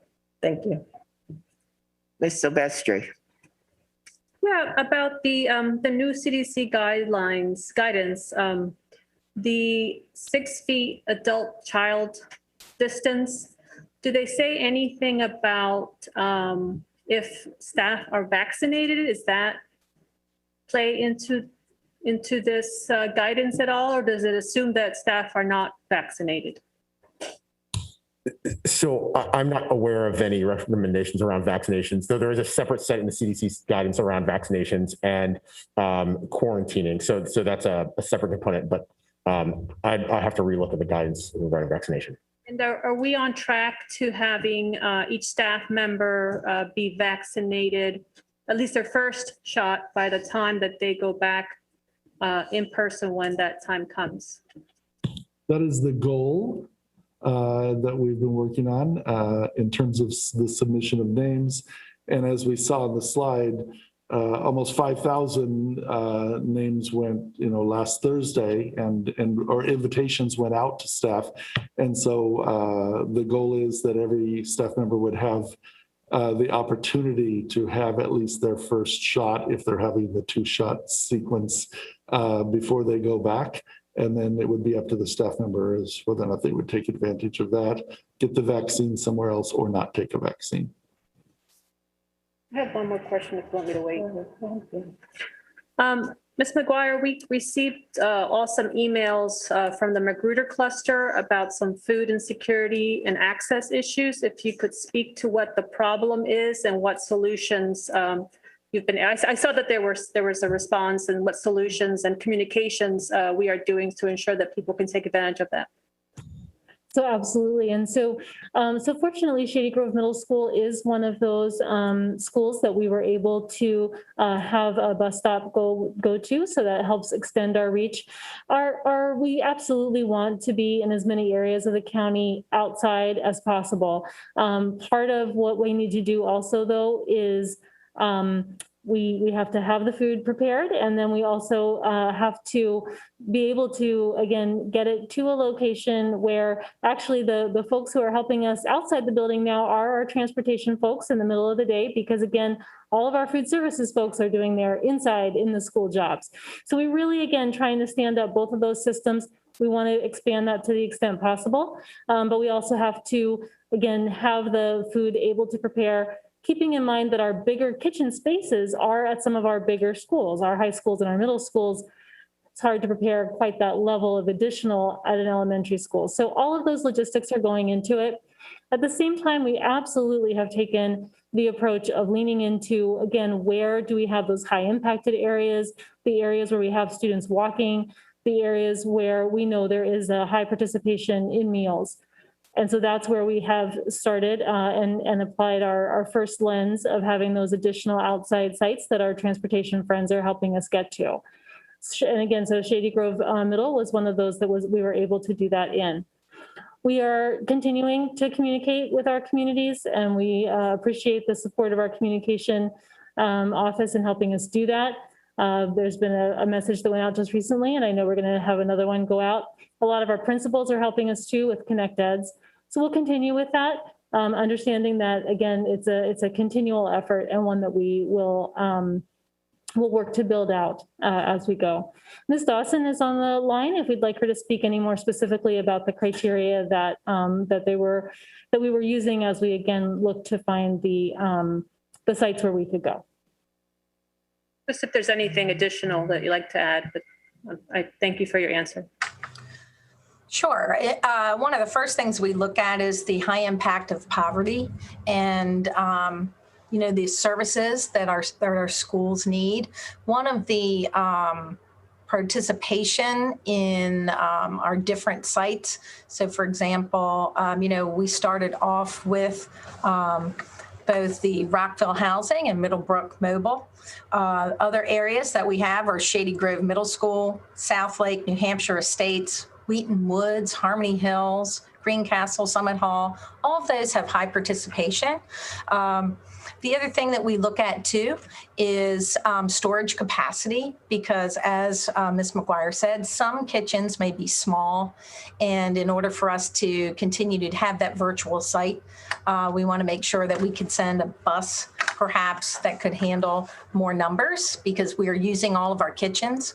The other thing that, just to add, is that we are also trying to move to making some hot meals. So for different schools, we that have requested that. We are trying to work with our principals and our staff there to begin to do some of that for our students. We knew the first several weeks we would have to remain cold meals, but we're really starting to begin that process of getting back to providing warm meals for our students. So that's high on our priority list. And again, we are looking at things every 2 weeks throughout that time to see what else we can add and how we can be supportive of our students and the communities. So we do welcome the information from our PTA and anything that can be highlighted for us to see what other communities we need to outreach to. Ms. Mandrowski. Yep, thank you. So I too will associate myself with the comments of my colleagues in reference to thanking all of our staff. I'm not going to list every staff group because, someone would end up getting missed inevitably. But I do want to highlight a couple of things. First and foremost, I want to thank our food service folks, both at the central level and at the local levels.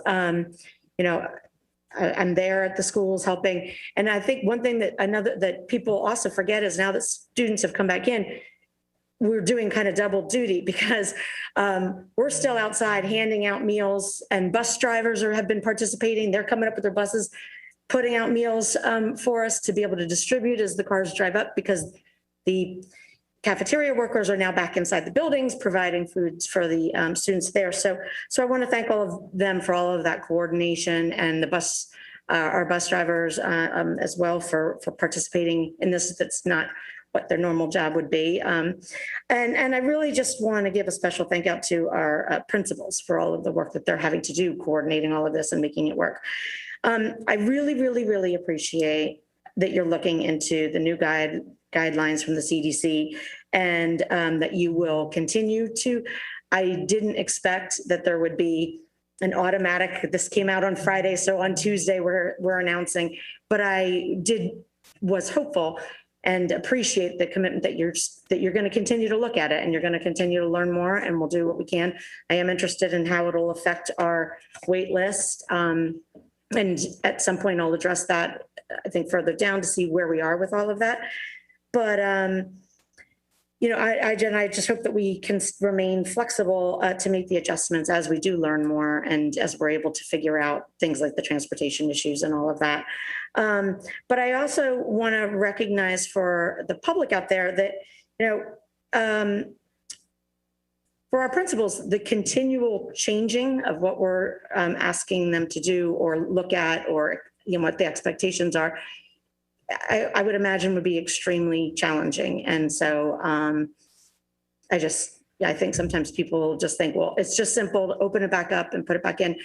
And obviously I've been a very strong advocate of, I'd like to, everybody who wants to be able to go back in person, full time, 5 days, whatever we can do, I would like to see happen. But it's not that easy, and there are a lot of adjustments. And I know principals have worked very hard with their teachers and their support staff and everybody else to make what we have currently work.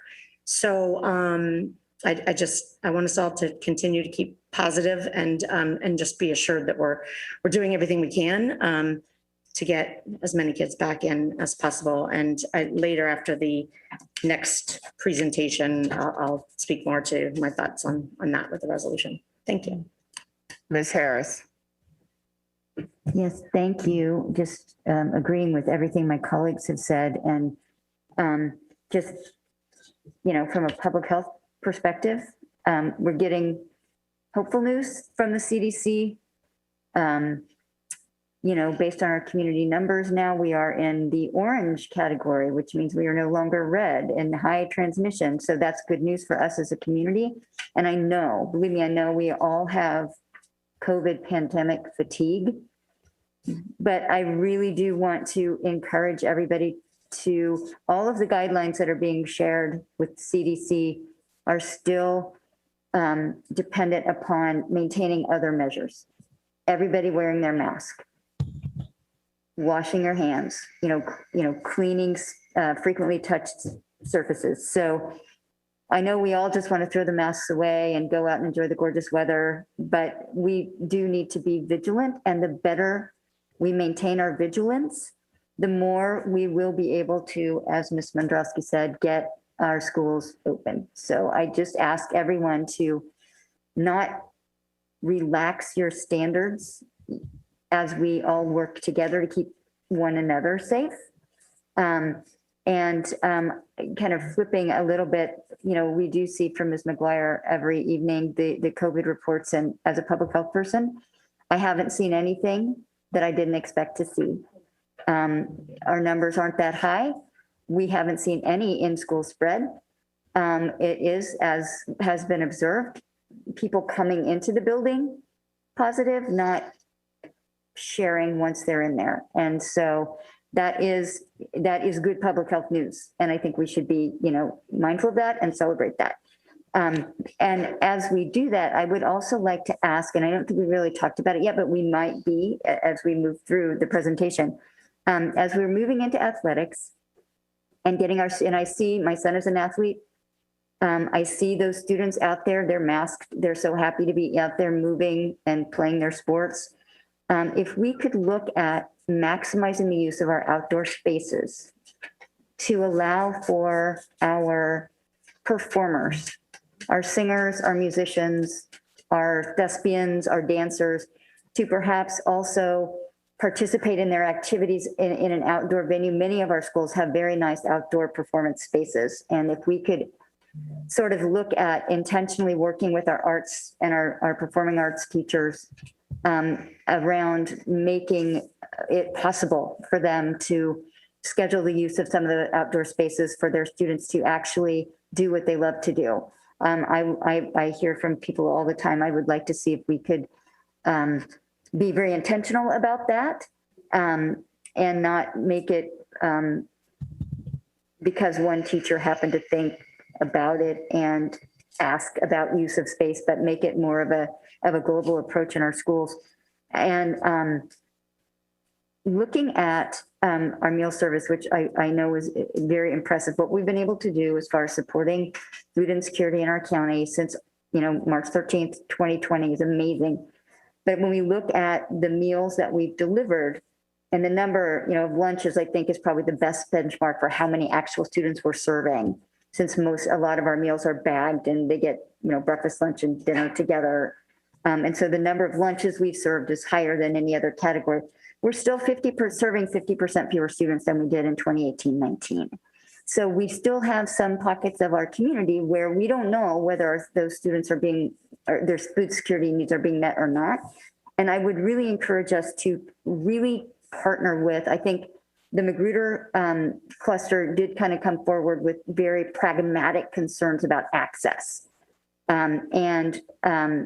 If we could really partner closely with our school communities when they say, and I know we have space considerations about the size of our kitchens, where our staff is being deployed, but when they say it's not safe for the students who are most likely to actually need to go get a lunch, they're not in person, they're not in school, they're not being served in school, so they need to go get a lunch. And when our communities say to us the place they need to go is not safe for pedestrian safety, distance concerns, we could really look to find pragmatic solutions with our communities to locate, given our spacing, given our kitchen needs, to look at ways that we can make those grab and go locations in particular truly safely, I think, accessible. And also I'm hearing a lot from, I'm assuming my colleagues are as well, from communities interested in, right now we do most of that grab and go in the middle of the day. We do have the two scheduled locations at Seneca Valley and White Oak twice a week. If we could possibly look at the pragmatics of making some of the grab and go in the morning, I think we're hearing from a lot of families that would make it more accessible to them if they could get it in the morning. And the one other thing is there seems to have been a bit of a disconnect this week of sharing the really good news about the enhanced meal service, the 9 additional locations, but that information didn't get out to the communities that needed to hear it.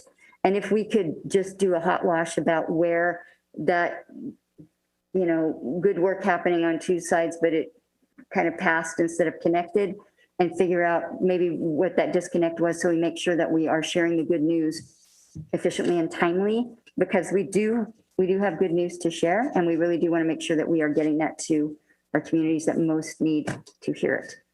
But again, thank you for everything that everybody is doing. And, you know, it's like we have the Army running our distribution and mobilization plans the way we're just getting out and getting it done. I too want to add my thanks for all the hard work that's been done, especially our food service workers. I mean, I've gone out there in the summer when they were standing in the heat, giving out lunches, and I know what that's been like. And they've been out there through rain, snow, sleet, everything. So we definitely want to thank them and the bus drivers who've helped deliver. I do have one question though, about the bag pickups in the 2 locations, up county and down county. I wonder if there's been any consideration about being able to expand that service. I think that that's very important, but my comment is about location, because I live in Silver Spring, but it takes me 20, 25 minutes to get to downtown Silver Spring. So, I mean, if you have a location at White Oak, the people who are closer to downtown Silver Spring would not be able to do that. And I know that there are a lot of logistical issues because this is a huge land-wise county. But I wondered if there'd been any consideration about expanding that so that you might have north, south, east, and west instead. So we're hopeful to expand in a number of ways, and absolutely we would like to look at expanding that also. We really wanted to give attention in these early weeks to beginning a solid service inside, being able to stand up a solid service outside, and be sure that we can extend ourselves in a way that we can sustain. So we're happy to continue to do that, and that's where our focus will be as we move forward. Thank you. And I also want to note that I appreciate you talking about the planning involved in going from 6 feet to 3 feet, because I think that people don't understand what's involved. They think, okay, you said 3 feet, now just open the door. And as Ms. Mendrowski said, it is not that simple. You have scheduling, you have staffing, you have lunch to deal with, you have bus transportation, and any number of issues that you didn't even list here that people don't know about day to day. So I'm for the planning. I'm a little bit hesitant to change anything at the moment because I'm very concerned that by the time we get a plan to move to this, they will move to that. So it's been sort of a A-B thing the whole time. So good luck, and we'll look forward to you coming back and reporting what you can do. Thank you. Dr. Smith, do you want to continue? Ms. Wolf, I had one other I'm sorry. question. Go ahead, Ms. Harris. I'm sorry, I had one other question. I've received some inquiry from some students on the meals. With requests that we have some allergy-free and some meat-free options. And I know from being the lunch aide at Edison, that there has been peanut butter in the meals and they all are meat-based. And do we have the ability to create at least some number of peanut-free and meat-free grab and go and prepackaged options? I'm going to ask Ms. Dawson to chime in on that, because we certainly... Yep, go right ahead, please. Yeah, we actually do have some vegetarian options. Every day there's an option. And we do have meatless entrees as well. So as we're coming back into schools, and we do publish the menu as well, it would behoove certainly in school for our students to be able to say, you know, I want that because we have it and we can offer it, and we do offer it every day. So it's a matter of just communicating that, I think, is the most important thing. And in the grab and goes, that for students not coming into our buildings, is that also an option? Yes, it is an option. So I think it's perhaps more of a communication aspect, because when they come up, we can offer them a meatless or vegetarian option as well. Yes. Thank you. Thank you, Dr. Smith. Ms. Wolf, I'll continue.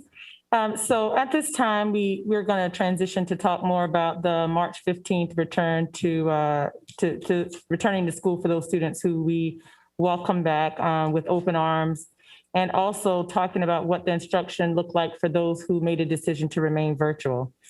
Today, we are excited to share a video with you that does get footage of what we were able to experience and see on March 15th as we visited many classrooms and stood up various instructional models to meet the in-person and virtual learning needs of our students.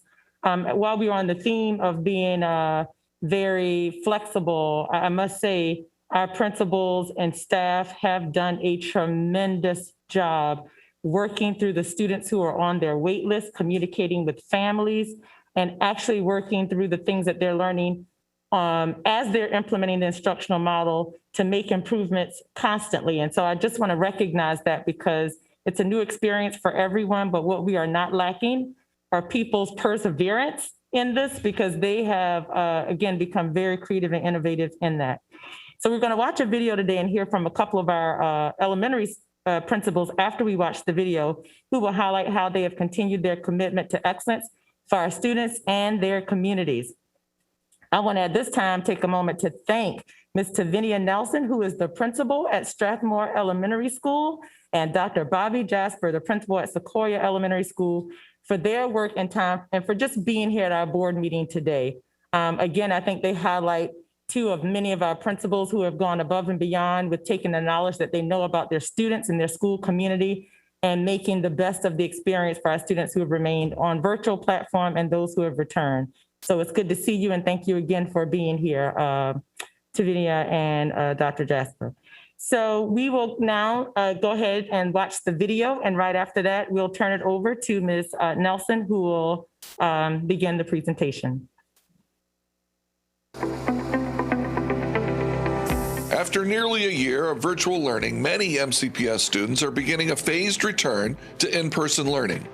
School leaders and teachers are ready and have worked hard to develop learning experiences that work for all students. It is fantastic to finally be back in the building.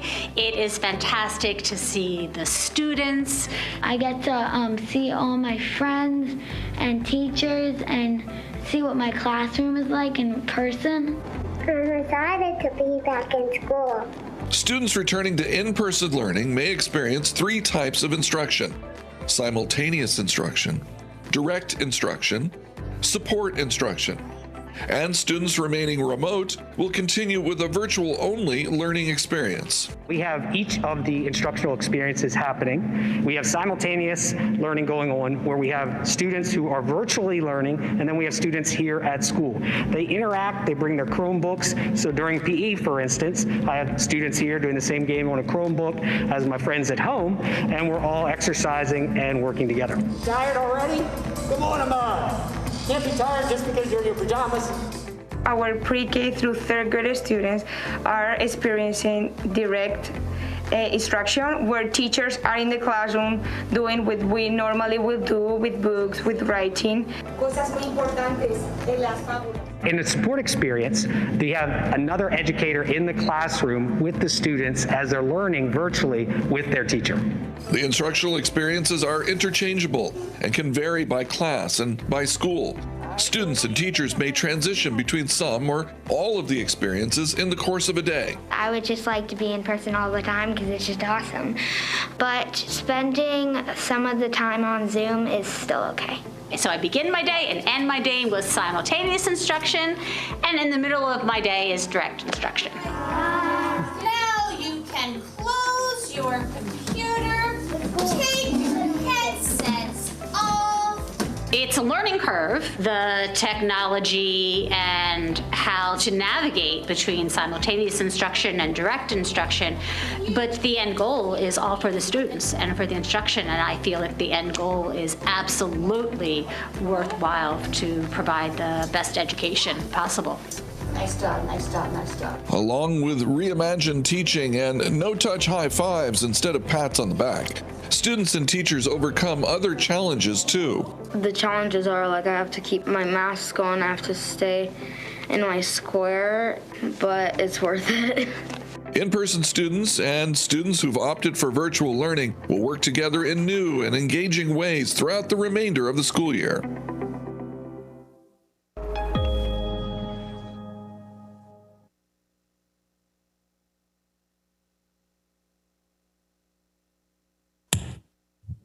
Thank you so much. And so at this time, we'll turn it over to Ms. Nelson, principal at Strathmore Elementary, to share her experiences.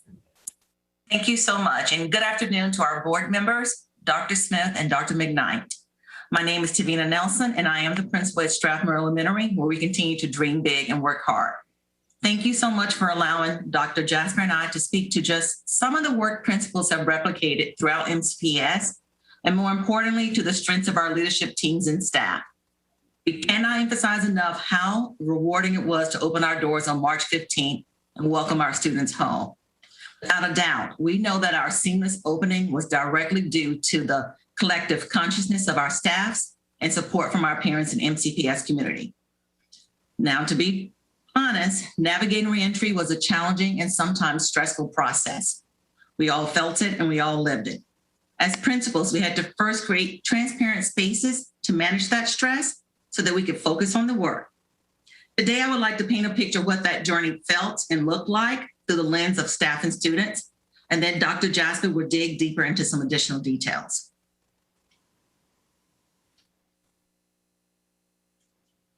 And I don't know if we're going to the slide deck. Here we go. So historically, the staff at Strathmore has created a very collaborative culture that thrives off of relationships, routines, and shared leadership. I lean heavily on the expertise of staff that have a strong equity lens, but they also understand the logistics of scheduling, how to sustain building operations. And they also have their finger on the pulse of what's working and what's not working at Strathmore. The job of our leadership team was to funnel through a massive amount of information and then make sure teachers had the resources they needed to successfully operationalize the plan. As a Title I school, we elevated our equity work as we advocated for those voices that are typically marginalized. For my community, that meant providing more opportunities to listen and solicit feedback.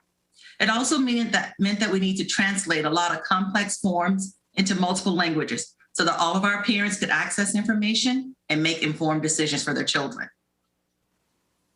We also need to analyze and understand the implications of parent feedback and see if we can accommodate their wishes.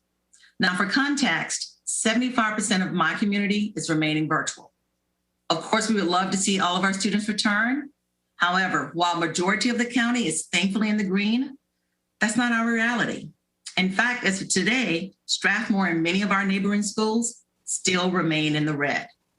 So with metrics still high, parents are concerned about the safety in school, but they also want their children to stay with their teachers.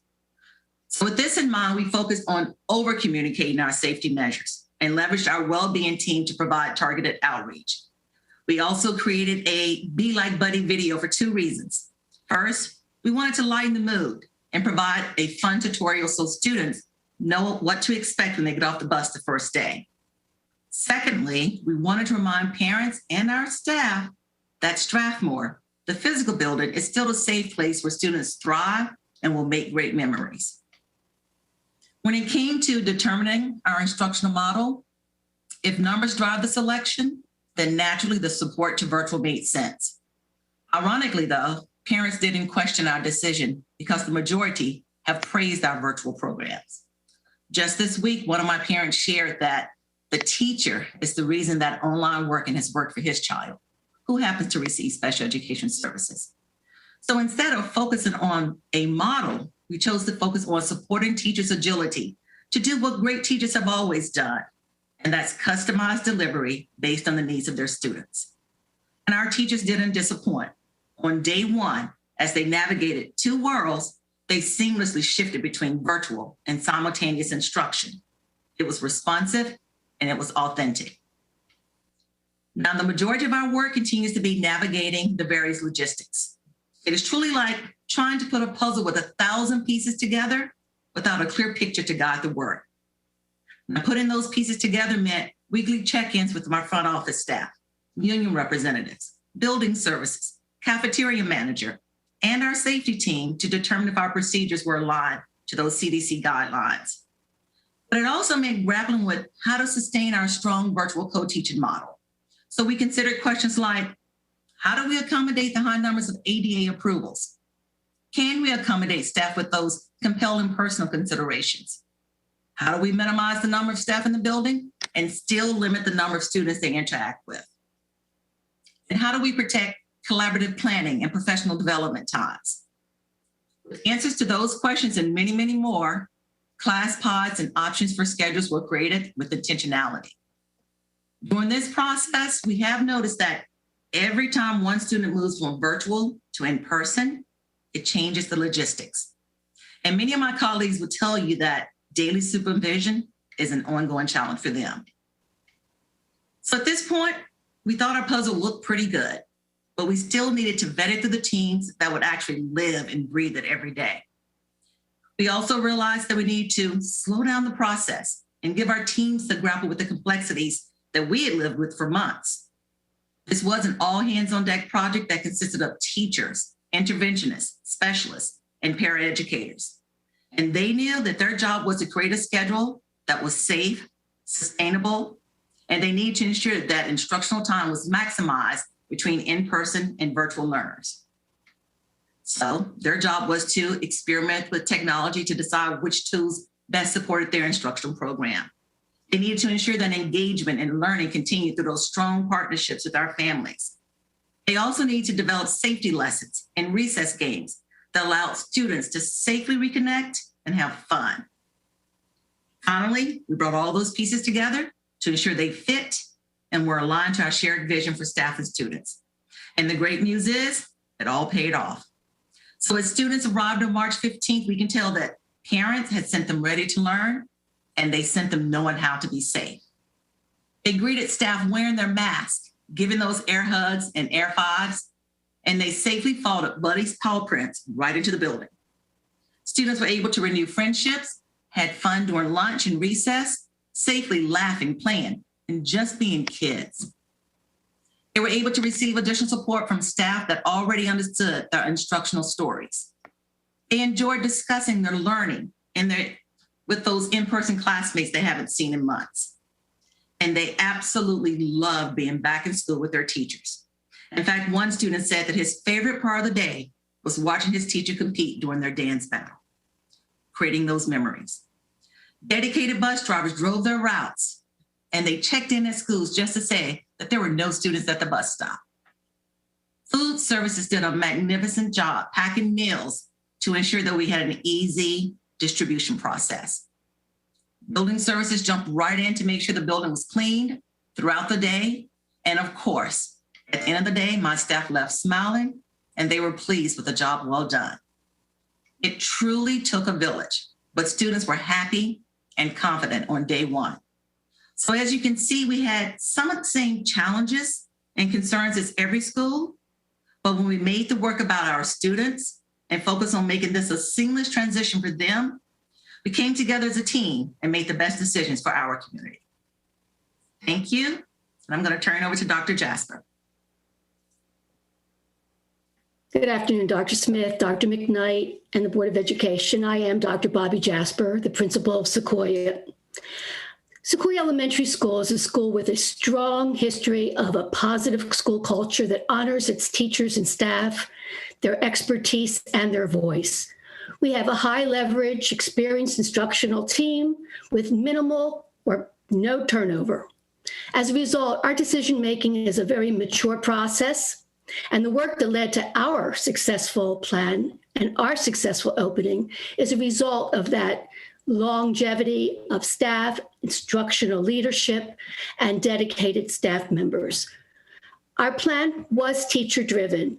The opening and the decisions around the instructional design was based on the fact that our staff believed it was important to maintain our class communities while respecting the developmental needs of our students, whether they were face-to-face, virtual, or in our case, in grades 3, 4, and 5, simultaneous. We've continued to make a priority that our cooperative and our planning together will be such that whether you're a teacher of virtual or you're a teacher in front of students, we will have the same high-quality planning and delivery. Our virtual students have not been left behind. We are taking them with them, a strong instructional program that parallels exactly what's happening in our classrooms. We did take time to practice our routines, though, to consider the adjustments that may need to be made. We tapped into those folks who are very strong in our logistics, our scheduling, our school processes, and those who really remember and honor our vision and our mission. In kindergarten through grade 2, we promoted either a virtual classroom or an in-person classroom. We do not have support to virtual in our building. So our classrooms were able to be fully virtual with a given teacher, developing routines and instructional practices, or we are face-to-face in a more traditional classroom setting. Each teacher, whether in person or virtual, has a highly effective paraeducator supporting their instruction, as well as ESOL and academic supports and interventions. Grades 3, 4, and 5 came to me and did some studying and requested that they be allowed to do a true simultaneous instructional model. This enabled every teacher to keep all their students that they've had since September, and this was extremely important to them. Yes, there were some technology challenges, but we figured those out. But to make this work, we had to be able to dedicate either a co-teacher or a highly trained paraeducator to every classroom. It's the only way you can make a true simultaneous model work. So each teacher has the para, a co-teacher, as well as opportunities for ESOL and academic supports or our research-based interventions. We updated our standard operating procedures to reflect all the health and safety measures that were required both locally and by the CDC. We always focus on powerful first instructional practices. And then we also look at how we do our differentiated small group instruction and our research-based interventions and the scheduling required to carry those out successfully. We did plan for the complexities of onboarding students to in-person learning, the arrival, the lunch, the recesses, the dismissal. In fact, I think we overplanned. Our youngest learners came off the bus or left their parents' car, confident and ready to go to school as if they'd been there since September. It was such a pleasure to see their smiles and to see how happy the parents were when their kids were able to walk into school with such confidence. But we also made sure we maintained our expectations for our virtual teachers. They maintained their schedules. They continued to promote strong relationships with their families and their students. And they made sure that they kept track of student engagement, close communication with parents, and making sure that they're monitoring student achievement. Again, like I said earlier, we do continue to have collaborative planning where virtual and in-person teachers are planning together to make sure there's absolute equity in the instructional program and delivery. So our students are experiencing the same routines they had if they're remaining virtual, and they're maintaining their high-quality learning experience. We do have, for in-person students, a rotational use of our cafeteria for lunch, and we do have a rotational use of our recess areas. Our PE teacher and our paraeducators have done an exceptional job of designing stations and rotations so everybody has a chance to be outside and to have some free play. Our students displayed terrific confidence when they came to school the first day. And I have to admit, this was clearly an evidence of a new generation of parents who really understood the complexities of what we were doing. Next slide, please. We have a new generation of parents coming to Montgomery County Public Schools. We have a generation of well-informed parents, sophisticated PTA members, and sophisticated PTA leadership. To make this happen, our PTA leadership met regularly with me, with my principal intern, Mrs. Seidel, and our core team. We were meeting in phone calls, emails, Zooms. This PTA applied for and received a total of 3 community grants for a total of about $12,000, which ensured that every student in our school, whether they were virtual or in person, would have the materials and supplies necessary to maximize their learning experience. They've developed and published a very sophisticated parent newsletter that is translated, and we hold our meetings in Zoom or Facebook format. And I really invite you to see something quite unique. You should tune in to our PTA's podcast series for parents. They're unique, they're timely, and they're topic specific. It's what really helped parents understand how to support their kids at home, how to get their students ready to go back to school, and how to be involved in this dual experience. So take the time and look at our PTA podcast. You'll find them quite informative and a really nice model of how we can connect with parents in different ways. Thank you for your time, and Board of Education, Dr. Smith, Dr. McKnight. Thank you for all the efforts that you put in to making sure that March 15th was a success for students, parents, and our staffs.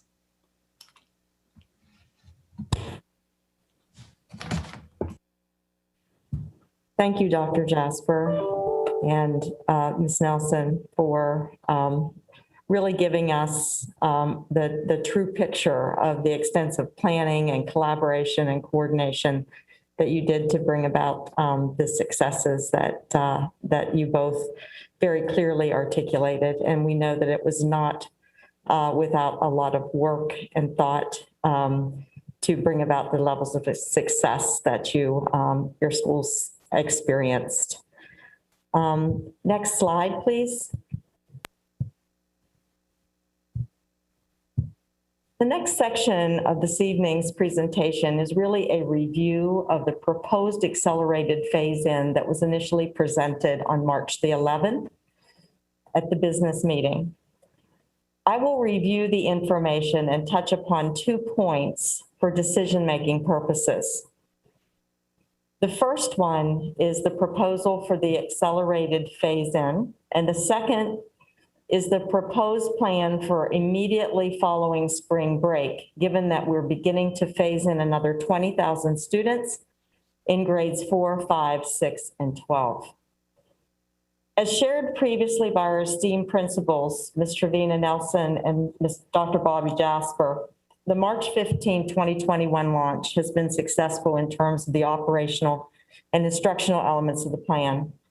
Ms. Nelson talked about pouring through massive amounts of information, and admittedly, it was all essential and it was all changing over time, as has been pointed out at the board table this evening. Their planning and preparation within the context of the guidelines at the time is clearly evident. Still, managing the connection between the virtual and the in-person comes with demands for agility, creativity, and really creates stresses in terms of the supervision over time at times, which was mentioned. Clearly, each school took a customized approach to their instructional and operational planning, given that each school had unique stories. The numbers of students returning were different in those schools. The programs that were present in the buildings are different in those schools. Some special ed, classrooms dedicated to intervention, whatever their program design called for, their staffing configurations were different and their instructional designs were different. So upon your approval, we are in a state of readiness to combine 2.1 and 2.2 to complete the phase-in by April 19th. This phase-in involves grades 7 through 11. And that's the first portion in terms of what we would like the board to consider. The second component that was shared at the March 11 meeting was the timing of the second phase, 1.2, the 1.2 phase in relationship to spring break. Immediately following spring break, this group of students was to start on Tuesday, April the 6th, 2021, and that would have been grades 4, 5, grade 6, and grade 12, which were scheduled to come in then. Given the concerns raised about the immediate return into building following spring break, when we know that families, our community members, our staff may travel, the recommendation at the March 11 meeting was that the entire system revert to a virtual platform for Tuesday, April the 6th. We would continue with the Wednesday schedule as it has been all year and resume in person on Thursday, April the 8th. And again, April the 8th, we would see the next group of students begin to phase in, grades 4, 5, 6, and 12. This allows for families and staff to secure a COVID test prior to returning in building. And while Mr. Turner pointed out that certainly is an optional step, it's highly recommended in the interest of safety for all. So at this point, I'll turn it over to you, President Wolf, for discussion. Thank you. I'm going to go in order. I'm going to start with Ms. Harris. Do you have any questions? Thank you. Ms. Mandrowski. I'm sorry. So we'll do questions first and then you could take questions. Why don't you take some? Okay. Or comments? Okay. Well, I again want to thank everybody for the work that they've done to get as many students back as possible. Having toured one of the schools last week, it was amazing to me, and just the sheer joy of all of our staff and hearing stories about even staff members who were going to be virtual who've said, can I come in and work virtually from my room so I can help with lunch or specials or, whatever they can do. So great seeing everybody coming together and working together to do what's best for our students. I am going to offer a resolution in reference to your suggestions. I didn't know if I should do that now, but I did also want to just mention that with the changing metrics of the CDC, if we could next meeting, maybe come back with us looking at what that would look like if we did the change, kind of giving us an example to see if that's something that we would possibly be able to, whether it be join A and B or however, I don't know. I would leave it to you guys, but I still encourage that we just kind of keep that going.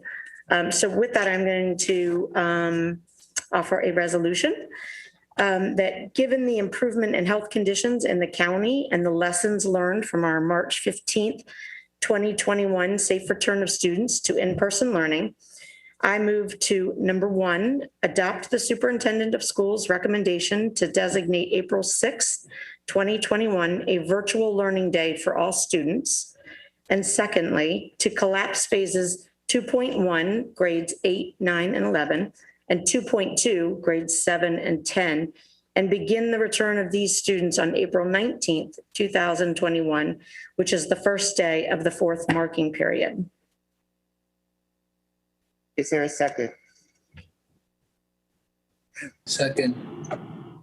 Okay, is there any discussion? Yes, just because we have expressed today that all of these changes require logistical planning, and we think it's easy, but it's not really easy. I support the resolution, but I wanted to find out what have you heard from our principals that will be affected by these changes in terms of the feasibility? How disruptive or not disruptive will this be for them?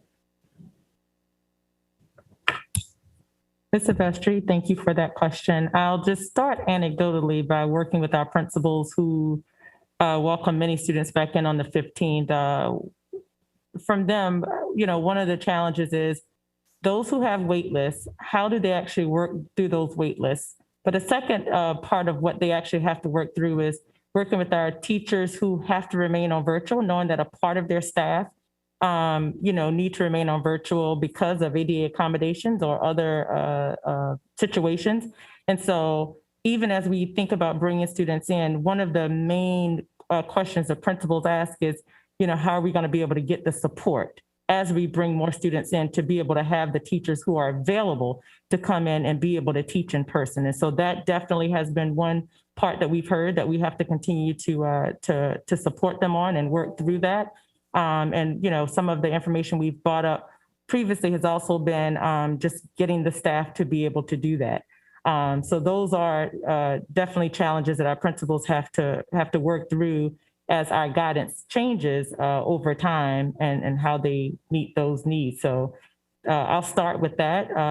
Any additional information you'd like to share, Dr. Wilson, please feel free to do so. But I know that staffing piece has definitely been one big part of what they've had to work through. Yes, certainly. Just as an example, just considering what the CDC guidance came out with on Friday, that creates the wondering that when, if we were to think about the 3 feet, automatically people indicate or think that maybe more students might want to return to school. However, that may not be the case because we have 95,000, many of whom did elect to stay on virtual for their comfort level, for their family situation. They already had structures in place for childcare, multiple reasons. Many people made that selection. But if, for example, we were to do that, and lots of people do not elect to return because people made the decision on 6 feet. They may not be comfortable on 3 feet in reality. But if we did do that, as Dr. McKnight said, and we elected to shift just the students that are already there, that creates changes in teaching staff. And as you heard, the principals both emphasize the importance of maintaining classroom communities in the elementary school. They do work very diligently to connect the kids that remained on virtual with the children who were in person, because that's very important for their own social, emotional well-being, having been virtual and together all year. So every one of these shifts comes with necessary adjustments that do affect staffing, our students' experience, and really what the family, really feels and thinks about the program that we're delivering over time. And, Ms. Harris mentioned COVID fatigue, and it is real. And when we think about the adjustments that have occurred over time, our principals have handled them masterfully, as evidenced in the video and by the information. But certainly any consideration, including this one that we're making, does require adjustments. And I believe our principals, knowing that we told them much earlier in March that this was a possibility, have planned for it accordingly. So when they say that they will need support, we are talking about staffing, the additional folks that we're hiring, the temporary staff, is that? Yes, it would be additional to support for those students who are in virtual. And there's one other factor too that we heard from many of our principals who actually did a very proactive action, which was to reach out to their families for those who requested that the students change to in-person when they had previously selected virtual, to ask the families, were they okay with knowing that if they bring more students in, are they okay with changing the teacher? And it was interesting because in many of those situations, the families say, well, if I have to change a teacher, then I prefer to stay on virtual. So that's just another nuance, again, that plays into the staffing piece that comes up whenever the shifts occur. Thank you. And so I know Ms. Nixon is working very hard to churn those applicants through all the security processes. And I appreciate her work in getting through all that. So I just wanted to have a little bit of a public discussion about what it's going to take. I support the resolution, but it's logistically challenging, and I appreciate everyone's great work in making it happen for us so that we can provide our students more of a in-person experience for those that want it sooner. Thank you. I think Ms. Nelson said it perfectly. She said every change from virtual to in-person changes the logistics. Yes. Ms. Evans. No, I was just going to comment that Ms. Nelson and Dr. Jasper were really great in coming here and discussing what's happening in their schools as a result of returning to in-person. And I appreciated Ms. Nelson being honest, saying that this has been hard. I mean, it's not easy. And I think that people think that, this is what I'll say to their credit, you come into the school building and everything is running so efficiently that you make people think that you just did it overnight. You blinked your eyes and it happened. And when you go into the school building and you talk to the principals, I went with Dr. McKnight to Rosemary Hills, and it was Mrs. Ryan and Miss Ryan and Mrs. Strain. When you look at all the details that went into planning, trying to make certain that, you know, our kids, the adults stay safe in one area, that they're not mixing, so that we can do the contact tracing if that's something that we have to do. But there was so much intentionality behind making certain that when kids come into that building that they're learning, and it's a robust instruction. And not only that, that they're safe. So I was able to see direct instruction, simultaneous instruction. And, you know, parents I think they're a little bit confused because there were some children in a classroom with headphones on, right? But that was mainly to be engaged with their peers that were virtual, right? We're not mandating and requiring kids to wear headphones. We want them to be able to hear their friends that are not there in person and to be able to engage in that instruction. So I just was amazed at how, I shouldn't say amazed because our kids are so great. I was just pleased to see that our kids want to be back in that building so bad that whatever we needed them to do to stay safe, that they did it. And that you can tell that their parents were working really closely with them to make certain when you go back, here's what we need you to do. The kids kept their masks on. By the way, they were really cute. And they stayed in their area to play when it was time to have that moment, just to kind of rest a bit, to get the wiggles out. But I tell you, at Rosemary Hill, they had sensory pads in the hallway. So just in case the kids are in the hallway, they're socially distanced. If they get the wiggles, they had a sensory pad that said, you know, do the wiggle or do 8 jumping jacks. I mean, but it was so many different things that went into play in that building, their care room, that they can keep the kids socially distanced. I want us to be mindful because we heard our principals online say that when we make any slight change, it's just a lot that goes into play. So I don't have any questions. I just wanted to say thank you. You know, you can't thank the people that are working here in central office and in the school buildings enough. And I appreciated that Ms. Nelson also said that we didn't focus on the models. We were just trying to think about what needed to happen for the kids to make certain that when they came to class, whether it was virtual or in person, that it was the best experience possible. And I just appreciate the people in the building that are working to help make it all happen. That's all I want to say. Thank you. Thank you. I think at this time, I'm going to say, if you have a question about the motion, can you raise your hand? Otherwise, I'll come back to you and we can further the discussion on the presentation. But I want to get the motion on the floor and voted on. Does anybody have any further questions, Ms. O'Neill?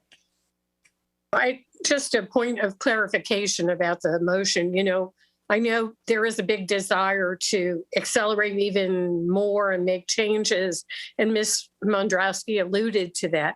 Just a point of clarification, you know, in this next month, we have that period of spring break when we're out. We also, the board, our next meeting is April 20th. With this collapse of the two, tiers, that happens April 19th.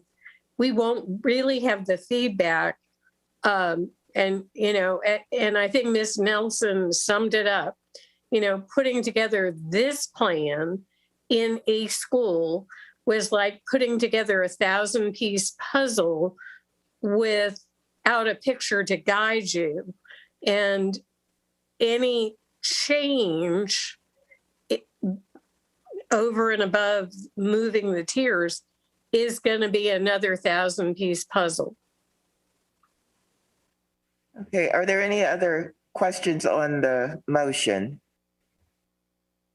Seeing none, all in favor, raise your hand. Dr. Daka, thank you. That is unanimous. Okay, Ms. O'Neill, I don't know if you had anything further you wanted to say about the presentation? Yeah, I did. I wanted to thank Ms. Nelson and Dr. Jasper, and extend the thank you to all the principals, because I know it played out across the district. And thank you to your teams and the collaboration that went on in the schools to make this happen.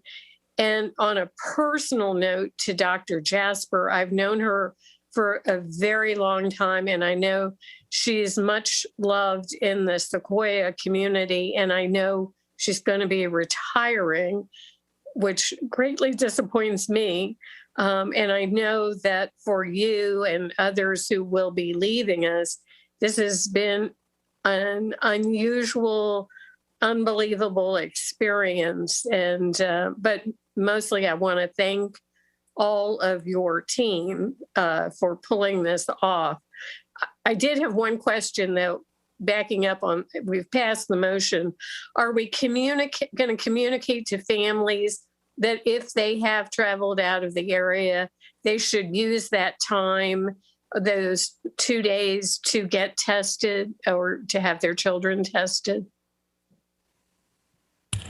Yes, we'll be sending out a message both during spring break and before spring break to remind families they have a responsibility to themselves and to others to keep themselves safe by taking a test.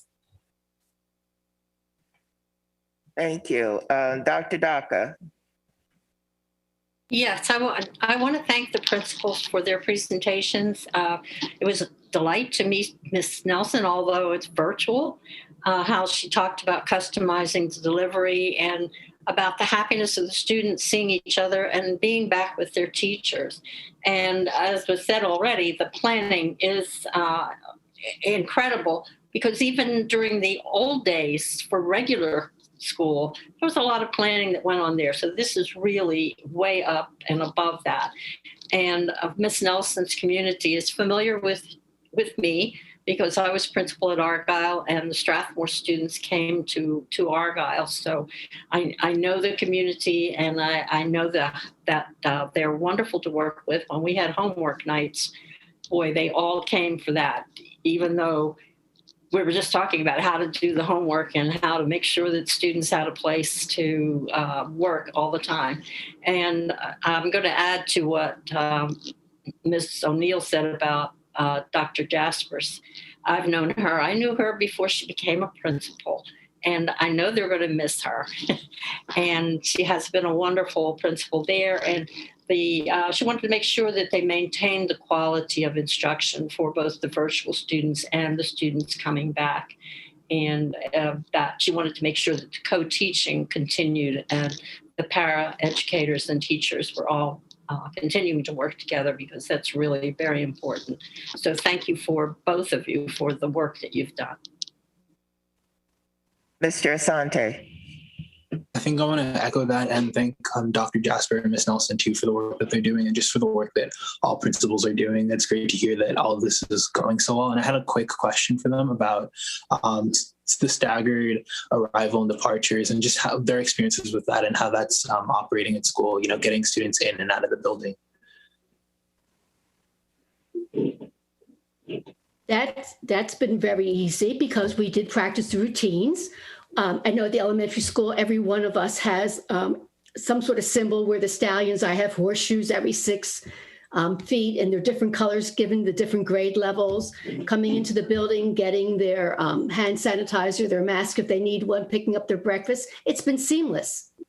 I mean, I was amazed that these young people came in as if they've been in school every day since the beginning of September. That's really a commendation to parents getting their kids ready, and for them to pay attention to what maybe their neighbors have said or their older siblings have said. This was a seamless entry for us at Sequoia, and I know that Mrs. Nelson had the same experience. All right. I'm glad to hear that. Thank you. I just want to add my thanks to Ms. Nelson and Dr. Jasper. It's amazing what you all are accomplishing. I actually had an opportunity to see some of this in action at one of the elementary schools. And the one thing I'm hearing from you all that I heard there is customizing delivery. I think that is extremely important. And I'm glad that you've taken the time and energy and worked with your staff to be sure that our students are receiving what they need. The other thing we hear a lot about is relationships, and I heard that from you all, and that's very important too. So thank you so much for the work you're doing. At this time, I'm going to ask, oh, I'm sorry, Ms. Harris, did you have something? No, I was just going to echo that and say one of the things I really appreciated hearing from both these great principals too is the work they did to make it clear to their young learners that even though it's different this year and there are things that we need to do to keep one another safe that we weren't doing a year ago, it's still their school. And to really emphasize those areas, those parts of being in school that are still being in your school, and really giving those students sort of that sense. I think that gives especially our littlest learners, that sense of security and safety, that even though things have changed, some things are still the same. And I think that's really important. I really appreciate seeing that. I saw Ms. Sylvester first, but yeah. Well, I haven't done the comments yet. I haven't gone yet. So anyways, just a couple of little things really quickly. I just wanted to clarify when I was asking about looking at my point was only, I hope everybody fully understood what I was saying. I know how hard this has been. And the puzzle piece is a great description of, and you may come back and say, it's just not going to work. It's only going to help with the waiting list or whatever it might be. I just want to make sure that, we're just being fluid as some of my colleagues have mentioned. And I want to thank Dr. Wilson for her response to Ms. Silvestri's comments, because I think it addressed good points. And to Ms. Harris's points, just talking to different principals and seeing how they've all worked very intentionally to figure out what works best for their students and their community and their staff has been inspiring. I hope that we'll use all of the feedback that we get from principals and our school staffs while we're designing what next year is going to look like, because I've seen some really fabulous ideas for potential things that should be for forever, like, a virtual school forever, like where kids are assigned and however.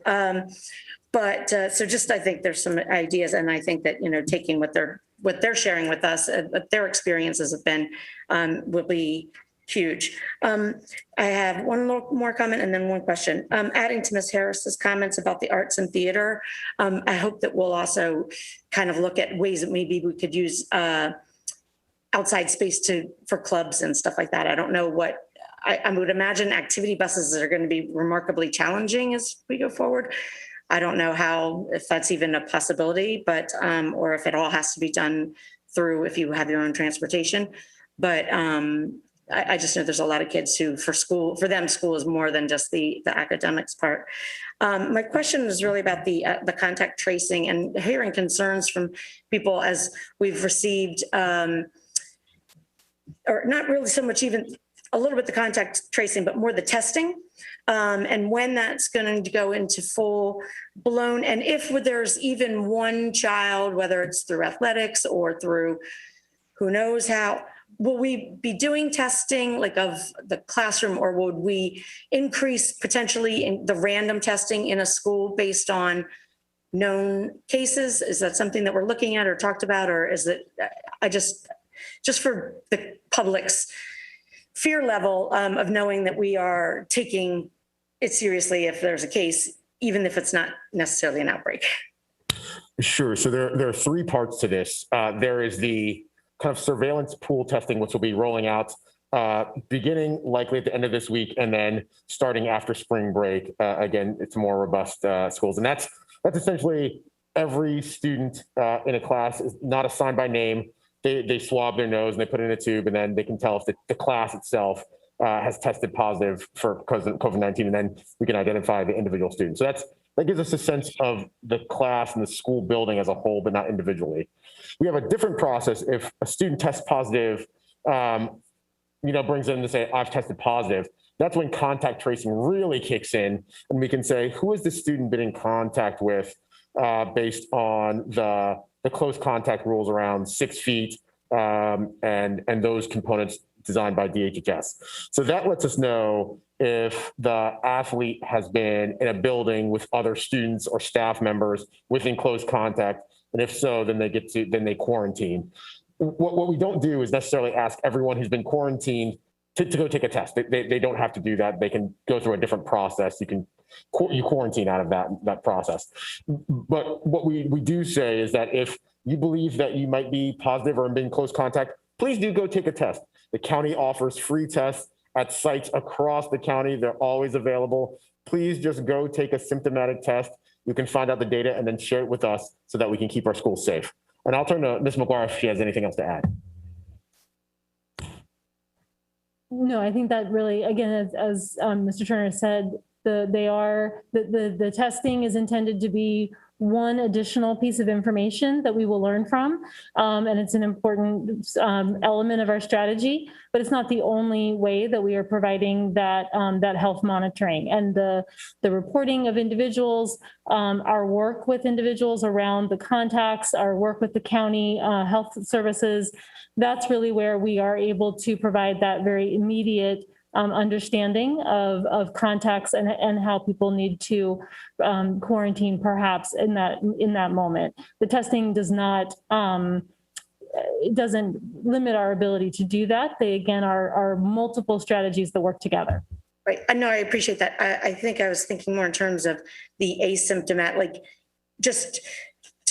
so if there's a student or a staff member in one particular class to say, well, we were doing random testing and no one's names are on it, but we've tested that class and nobody else came back positive or whatever it might be, just for. That program is one that, again, we are working through the training and sort of those final logistics of implementing it. We'll be implementing it imminently. And that is, as Mr. Turner was describing, the approach to provide that testing once a week in our schools by group. And so then, as you said, we'll be able to say, okay, this group, nothing, this group, we need to follow up. That will be, again, just an additional strategy that we can bring to that. I do want to emphasize, I think sometimes people think that it's a fluid situation. And so again, these are all ongoing steps that we need to take together and continue to take together in our schools. Ms. Sylvester.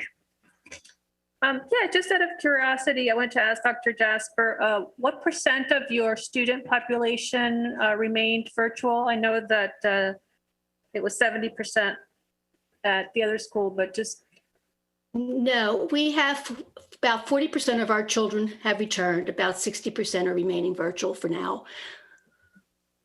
And that it seems to be going up as we approach 4th and 5th grade returning, because we are simultaneous and we do have room. And what kind of feedback did you both get from families who are fully virtual in terms of the first week of back to school in person? I know that we've gotten some emails from teachers and parents about fears that they're going to get shortchanged. I know you mentioned that your parents are think very highly of your virtual program so far.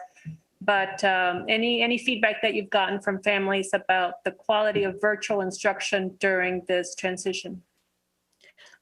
My parents have been very clear that because we've maintained self-contained virtual classes, we're not sharing teachers, et cetera, that they really appreciated the fact that the routines were maintained and the high quality of planning was easily translated into what the teachers were doing with the virtual students.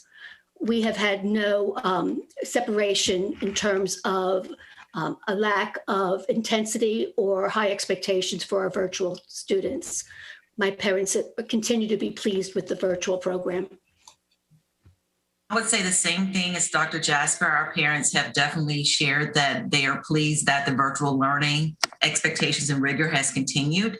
But I can say that for the students, I think they feel the excitement from the students who are in person, and that kind of translates throughout the virtual classroom when they are in class together. So it's contagious. So it's getting them all excited about wanting to come back to school.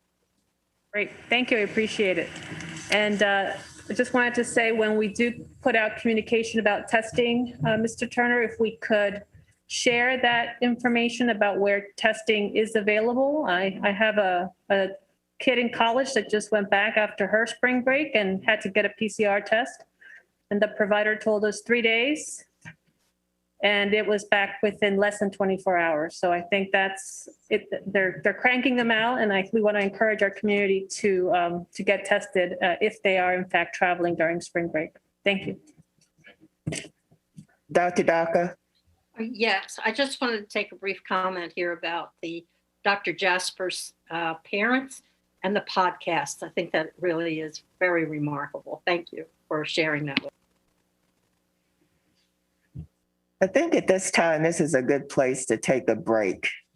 So let us come back at 6:50. Okay. 6:50. Thank you.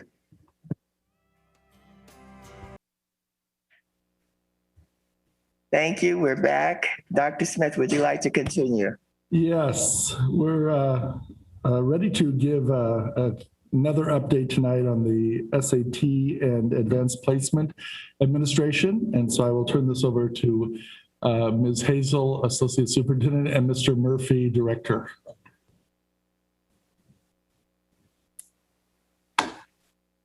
Good evening. If we could go back to the slides. This is Scott Murphy. Thank you.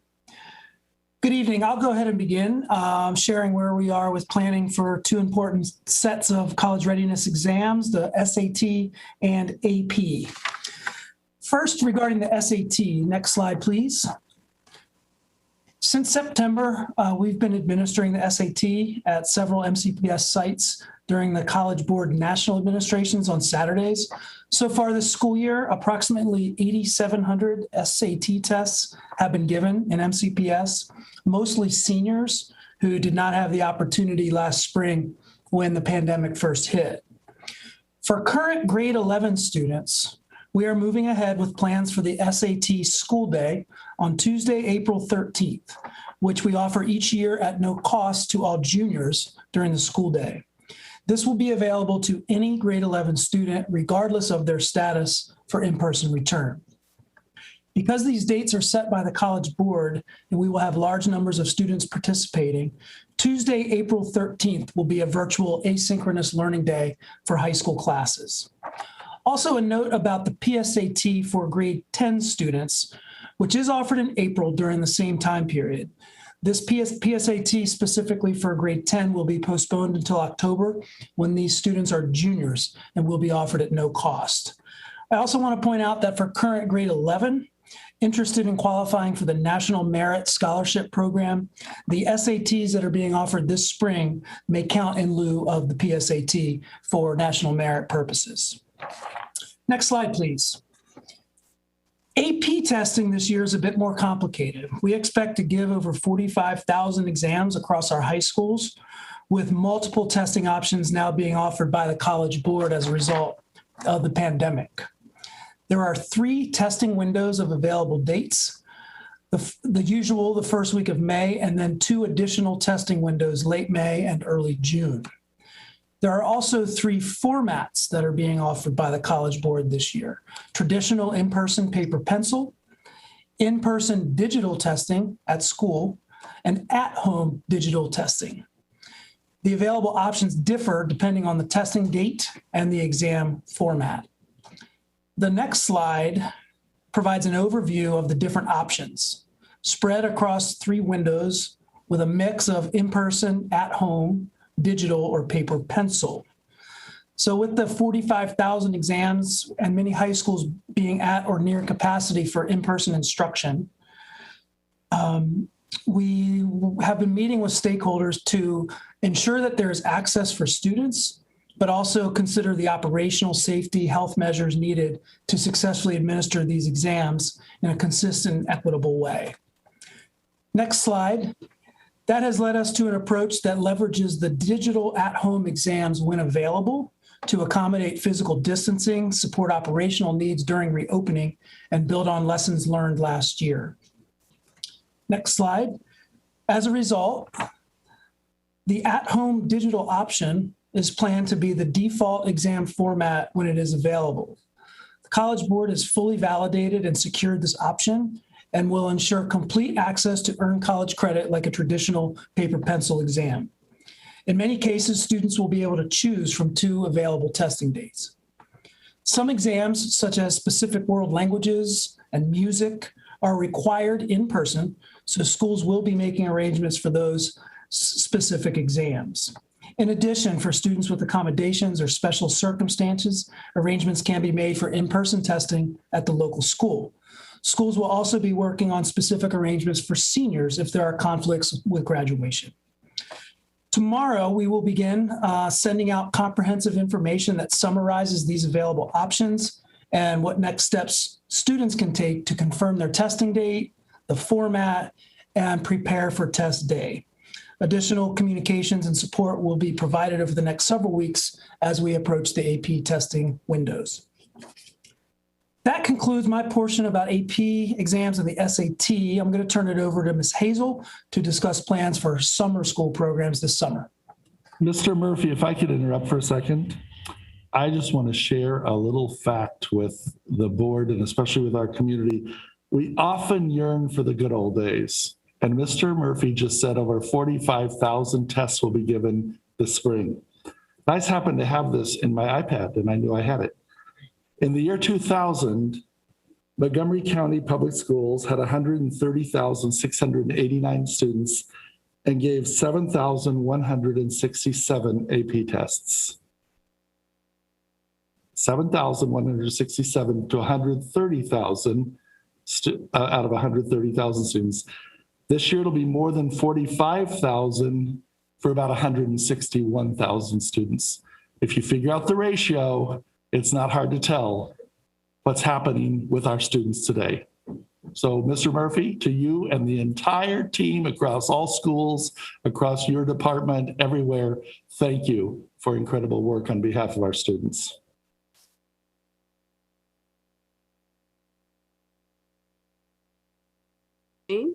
I am going to pick up to begin our discussion around summer school. So if we can have the slides, please. So we're going to begin by sharing some principles that guided the work of the summer school planning team.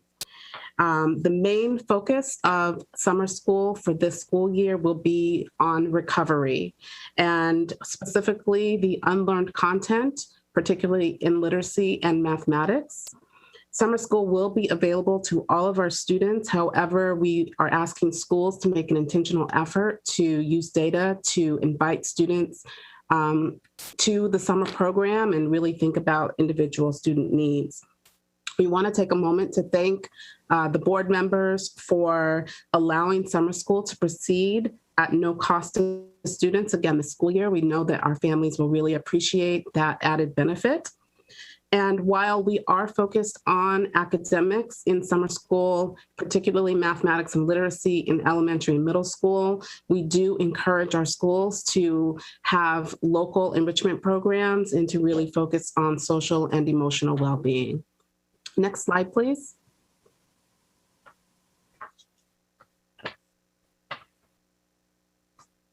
We also want to recognize that many of our families will want to have some options for summer school, and we want our families to feel as comfortable as possible with those options. So this school year or this summer, we will be offering a virtual experience for summer school, 100% virtual, and we will also be offering in-person experiences at the local schools. So families will have an option to select one or the other for their summer school experience. And we will continue the traditional programs that you see listed on the PowerPoint, our high school summer school, extended school year, ELO, and our LSP local school programs at the high school. Next slide, please. So that our schools don't have to operate both a virtual program and an in-person program this summer, We will be having the central program. The programs that you see listed on the PowerPoint slide will be our central programs that we will run, and they will all be run virtually. So schools will not have to worry about running virtual programs this summer.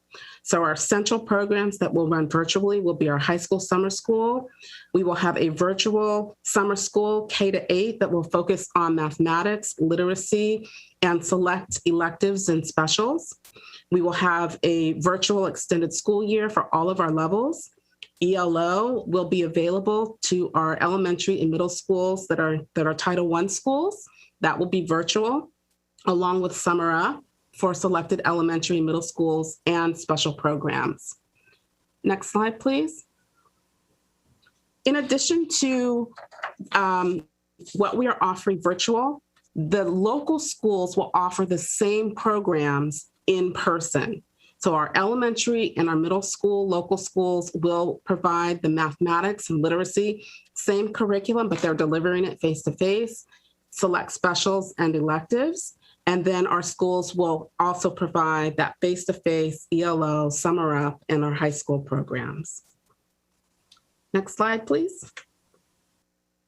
We just want to share with our families what they can expect during summer school. We will offer 2 3-week sessions for our high schools beginning on June 28th. And then at the elementary level, we will offer summer programs beginning July 6th through 30th. Our Title I schools and our Summer Up schools will go an additional week until August 6th.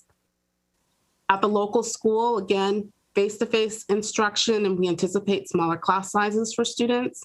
And then if schools have a very high interest in in-person, rotations may be needed, but that will be determined by our health and safety precautions.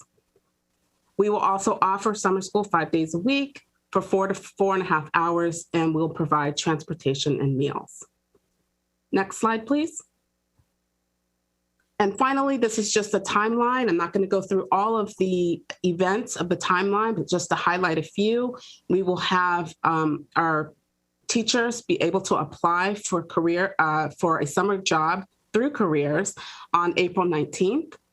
And then our student registration will begin on May 3rd, and it will close on June 11th. And you can see the other dates there. So that is just an update on our summer school programs. And at this time, I'm going to turn it.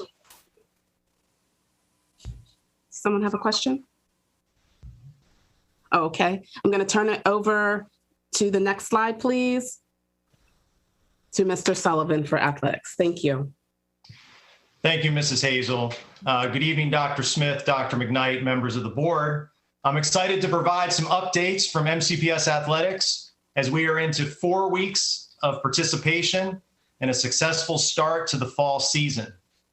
We have approximately 5,000 students participating and 500 coaches coaching in the fall season.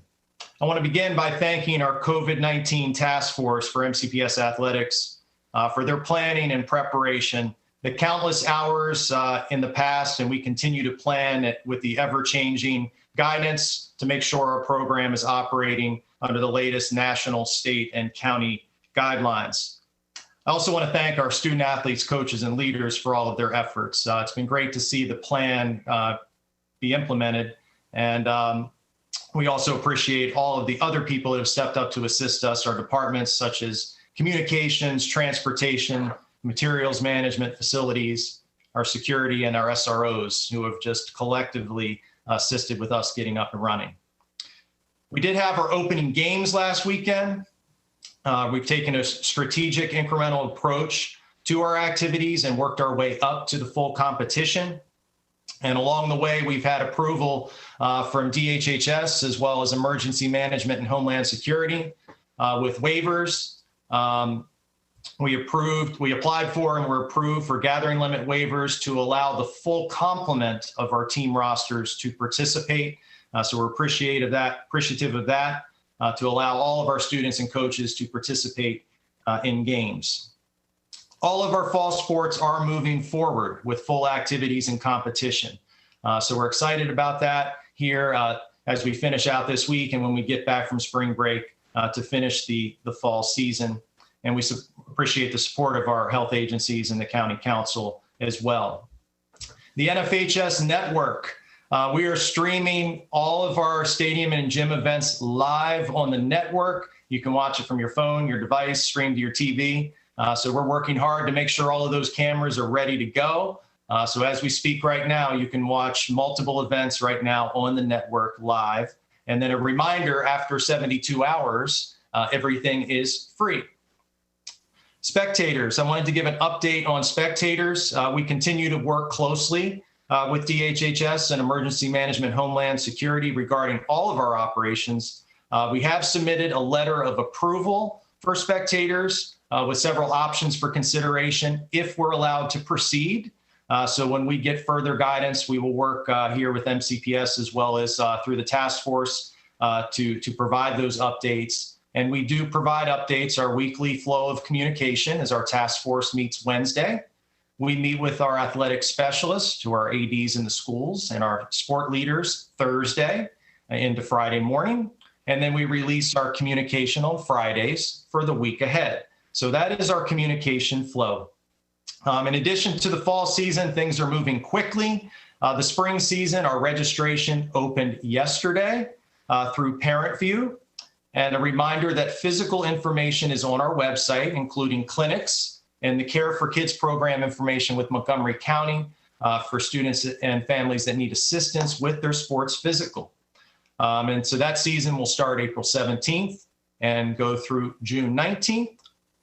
And we will work our activities, of course, around, we normally are over traditionally by Memorial Day. We extend to June 19 this year because of the calendar, and are prepared to work around graduations and other school events. So a lot of flexibility on our part to make sure we're providing the greatest experience for our student athletes. And of course, working around the academic programs and celebrations that for later in the year.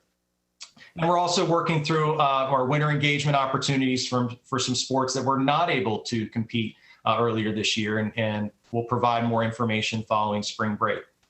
I also wanted to provide a quick update on middle school.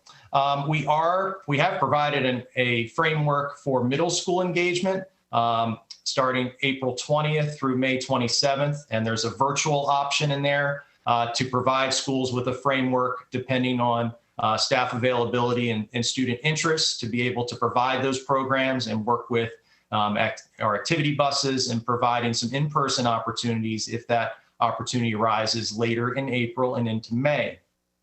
And finally, I will close with, we really need all of our student athletes, staff, and community members. I know board members have stressed this already tonight, as well as our staff, to continue practice the strong mitigation strategies. And I'll leave you with this. Please do your part off the field so our student athletes can compete on the field.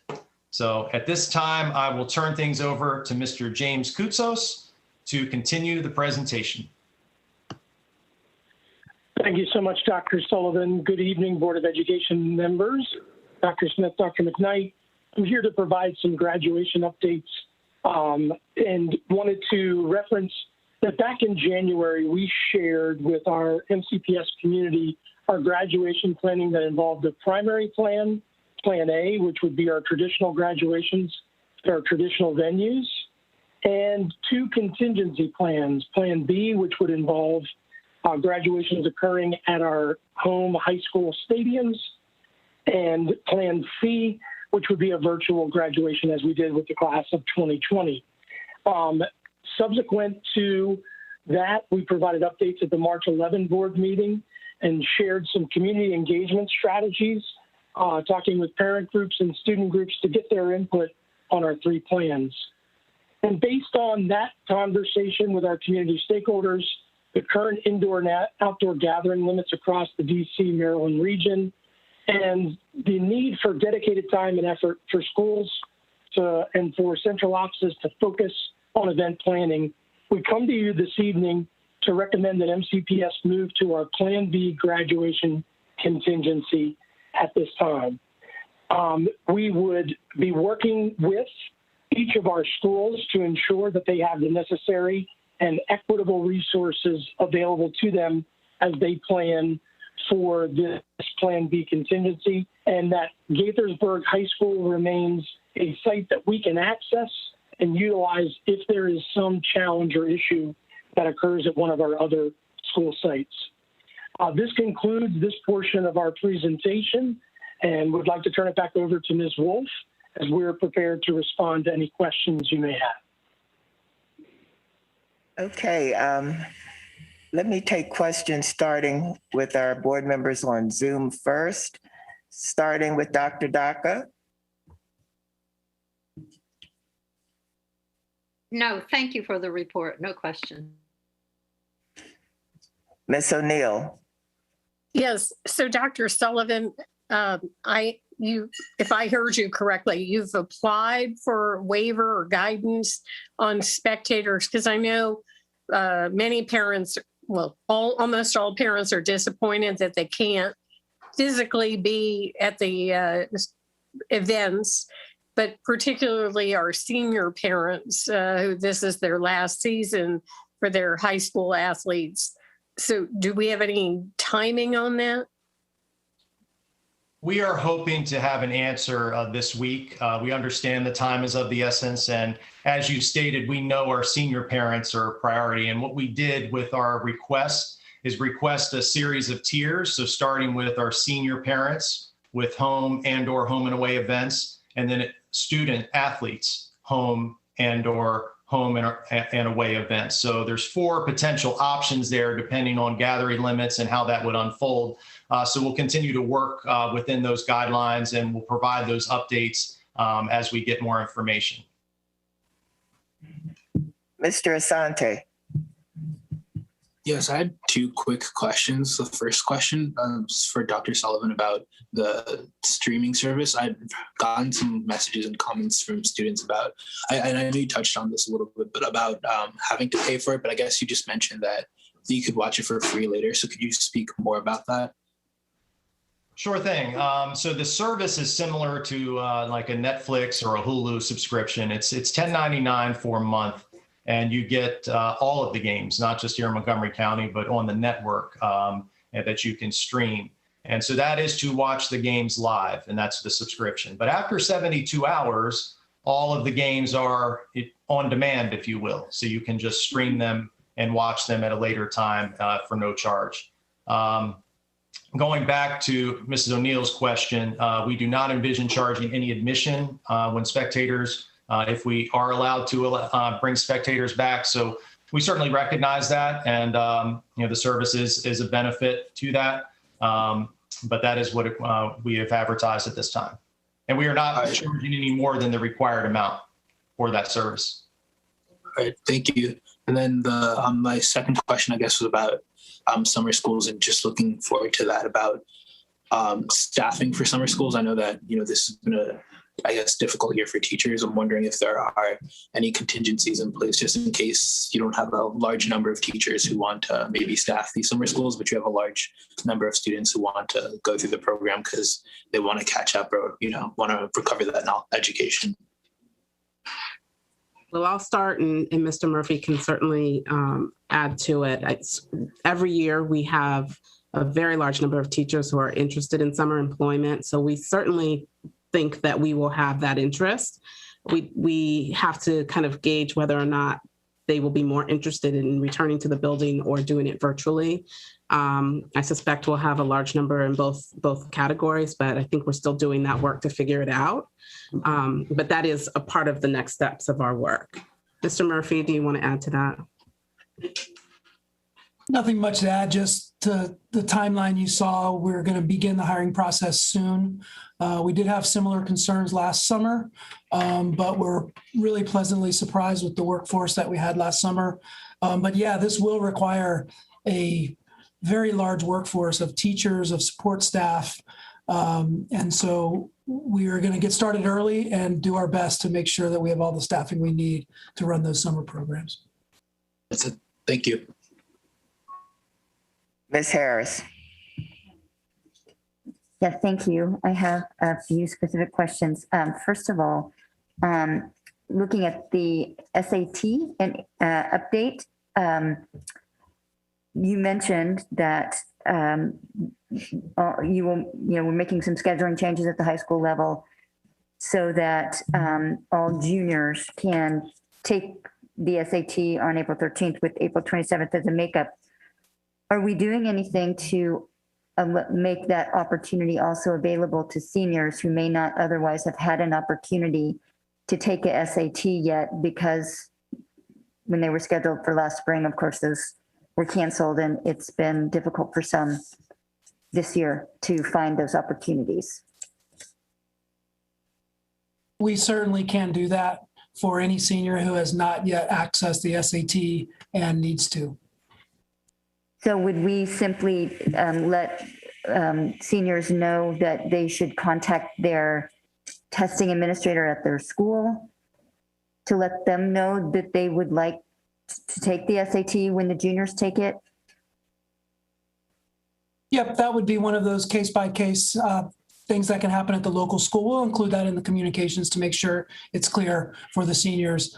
Again, we've had over 8,000 of them, or 8,000 tests given this year so far, mostly seniors. So we're hopeful that most of the seniors' needs for college admissions have been taken care of by this point. But if not, and there's a need for an individual senior, absolutely through their local school.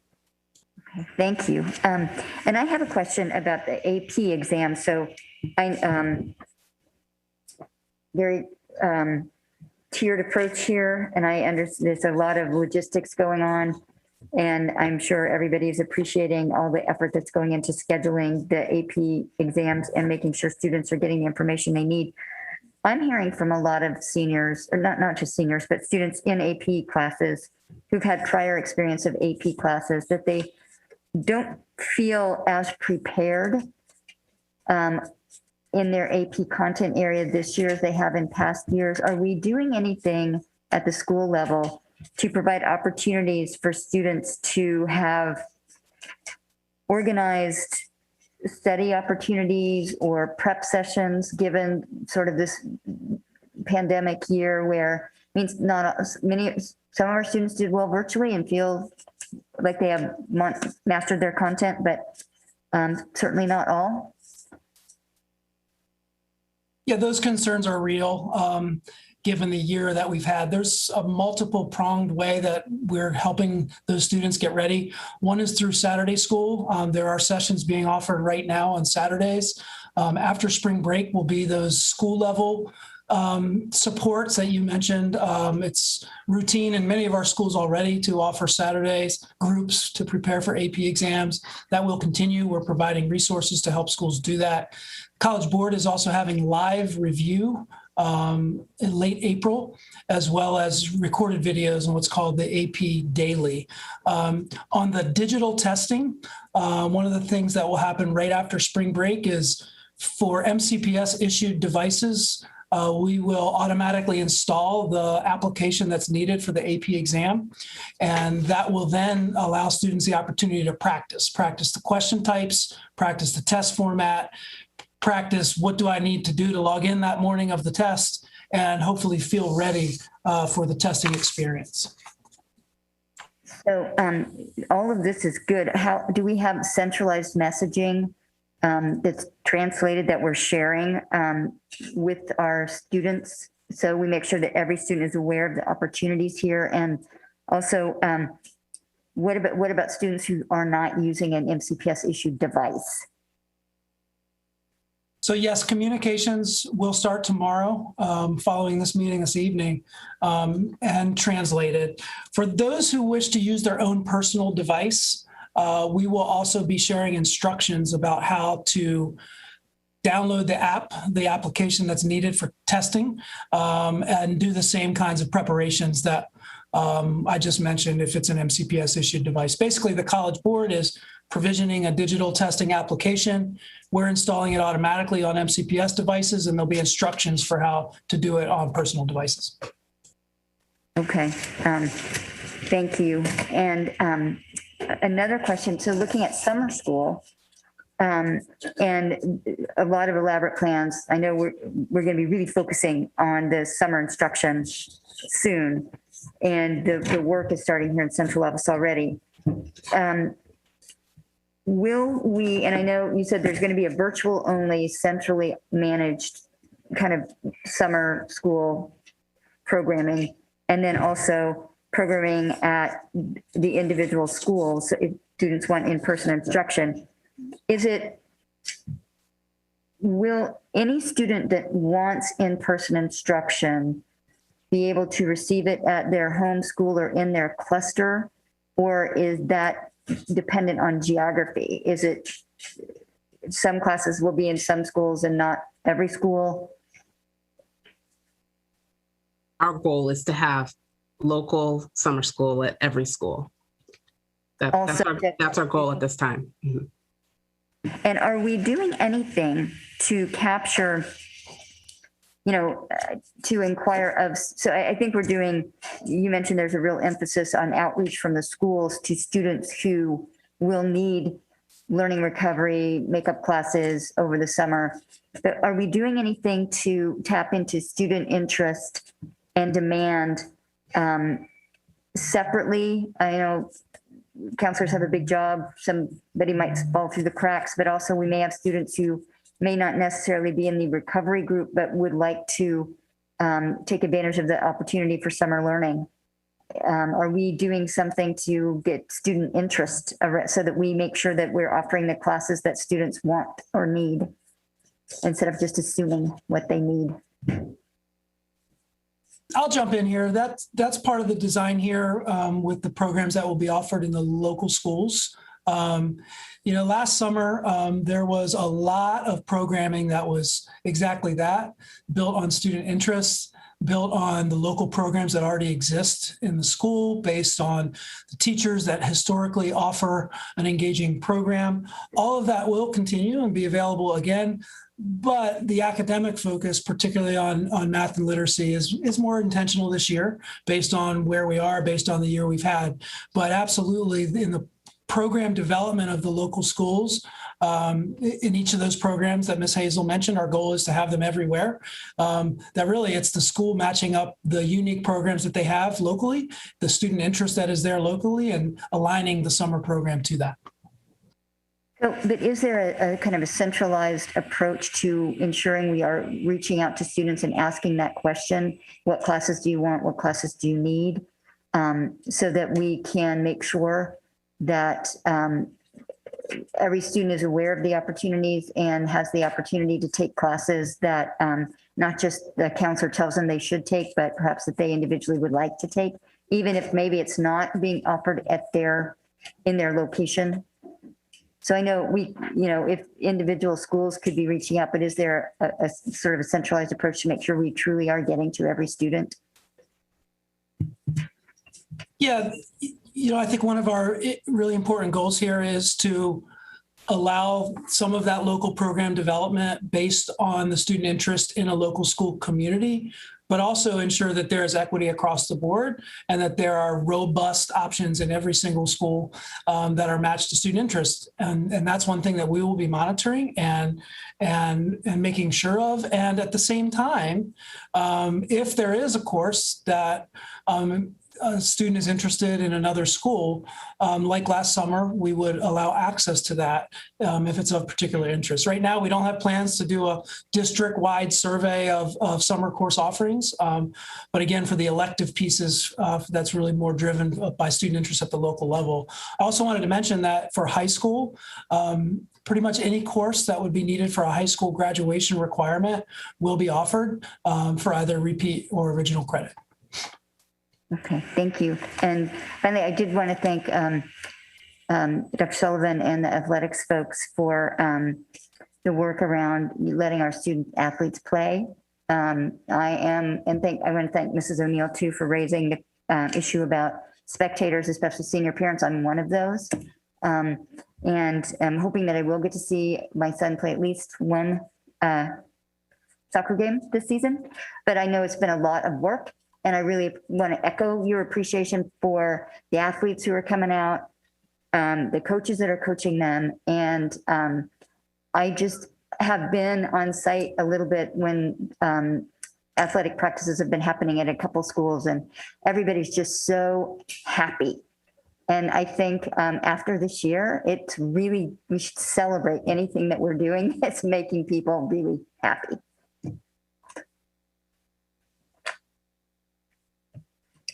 Ms. Mandrowski. Thank you. Yep, I just want to, I thank you guys for the presentation. I'll be really quick. Just want to clarify two things. For the spectators, did you say you had applied for the waiver or it was approved already? We have applied for the waiver for spectators. Our waiver for the gathering limits for participants was approved last week. So we'll be able to operate all of our sports with full rosters and all of our coaches. So we have submitted the waiver for the spectators. And as soon as we get through that process, and as I mentioned, we prioritized to senior parents. So we provided options for that to see where we could go in getting spectators in. And we do understand the interest, especially for seniors and with the senior nights happening really for those 2 weeks when we get back from spring break to provide those opportunities. Great, thank you. And then just to, again, to for clarification, the football, cheerleading, and POMs, that's all included in the waiver, the first waiver for participation, correct? That's correct. We were approved for all of those groups with the previous waiver and announced that last week. Okay, thank you. Ms. Sylvester. Yeah, my questions are mostly about summer school.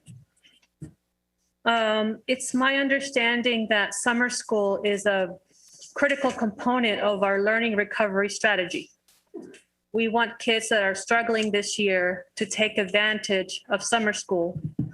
And then in the fall and winter, spring, we'll do assessment, we'll do tutoring, we'll do interventions, professional development. But summer school is the start of that learning recovery. So I'm very interested in hearing outreach, the strong outreach that's going to be needed in order for the students that need it the most to take advantage. It is optional. And so I think we have to work really hard to communicate with families that that your child needs it, in particular if they have failed or are not doing well this year. And so I guess how can we, what measures can we put in place so that we don't have the summer go by and we said, well, we tried, but you know what, the kids that were failing, some took advantage, but some did not. Just how can we check in with schools to say, okay, what percentage of your kids that are failing are going to take advantage of summer school? Just some kind of accountability so that we are checking in along the way and not at the end of the summer school cycle.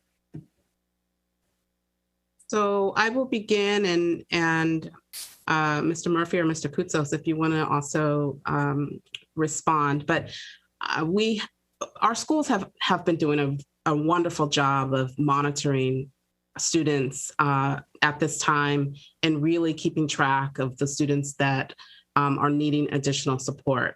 As you mentioned, tutoring is happening and a lot of additional supports during the school day are also occurring at this time. For summer, we want our schools to not only think about the students that they're looking at now, but we are going to implement our MAP assessment in the springtime. That will also give schools additional data around who should be included. All of our schools are very well aware, as they've been working with the curriculum office, that we've had to make adjustments to the literacy and mathematics curriculum during the school year to fit the pacing and scheduling that we have taking place. And so we actually want to encourage all of our students to attend summer school, or as many as possible. So we'll be looking at students who have significant need, but we also want to invite those students who are doing fine, but we know that there are areas within our curriculum that we had to remove that we'll go back during the summertime to provide more instruction in those areas so that students can be well off for the fall. So we're looking at a variety of students, and I know School Support and Improvement is also working with schools to help monitor students and make sure that they are on track.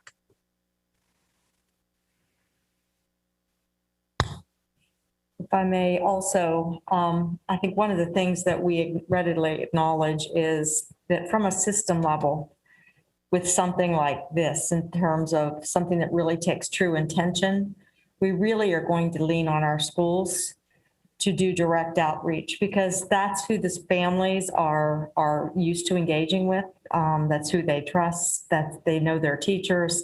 And so we will want to work through our schools to connect with as many students as possible, especially those that they have identified as having higher needs, so that we can ensure that they have a spot in summer school as well. I just urge you to check in with them in the weeks prior to summer school to make sure that they are getting the support in order to reach, especially the kids that are falling behind. As we have seen, national studies say that everyone's fallen behind a little bit, and particularly in math. And that's why you say we want everyone to take advantage. But I'm very concerned about our students that are failing. To that end, there was a Washington Post article, I believe this morning, that talked about Maryland State Department of Education Q2 grades. Is that something that we're expected to report on? And when can we, when would that happen?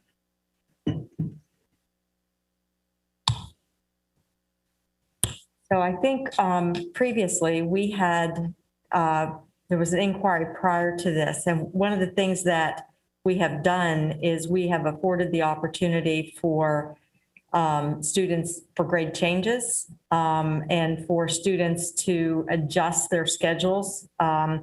Many students wanted to lighten their loads. And so therefore, that's why Ms. Hazel and Mr. Murphy have structured the summer school in the way that they do, so students can complete the courses that they may have elected to drop. So we had indicated that we would bring a summary back towards the end of the year once we had the full semester and had a handle on those, the changes that the impact of the changes. You don't have to report that to the Department of Education? No. And my one athletics question is, I've heard fall sports and spring sports, but what happened with winter sports? So with winter sports, we're looking for basketball, wrestling, and swimming. Latter part of April and into May, providing some engagement opportunities. We can't conduct a full competitive season, but what we can do is provide some skills-based instruction and some scrimmages that would lead up to some senior recognition activities. So we actually had a planning meeting today with the sport directors for our winter sports to engage in those conversations. And when we get back from spring break, we'll finalize some plans for rolling those out toward the latter part of April and into May prior to graduation, with a focus on our seniors. Ms. Silvestri, if I could, we'll follow up with MSD and see what they were reporting. I saw that article this morning. I did not stop and read it at that moment. But we'll find out what they're reporting and let the board know the answer to that in terms of how they came to that conclusion. Also, when we think about summer school, one of the things that we can certainly do is take multiple measures like grades, like our MAP assessment this spring, and other factors that we can identify in schools, and then work with schools to create lists of students that would benefit most from summer school. And so we can create that and then work with schools to try and reach those students, with some intensity, to see if we can get them enrolled as we open up this program. So we'll work on that too. So Dr. Smith, if I may, the beauty of text, our data office actually did inform me that MSDE did a high-level aggregate summary that we did report at the close of second quarter. Ms. Hazel, I think, if I'm not mistaken, that was possibly the submission that occurred a couple of weeks ago. Yes. but we will have to translate numbers into percentages. It was very high level raw data. Yes. So I think, Dr. Smith, that was the report that the Washington Post was referring to. Right, and there are a number of regular data submissions that go straight from our data system to MSDE, and that's what we'll look and see what they were using to figure that out. There are quite a number of them that I've seen over the years. Ms. Evans. Sure, thank you. So I'll start off by recognizing Dr. Sullivan.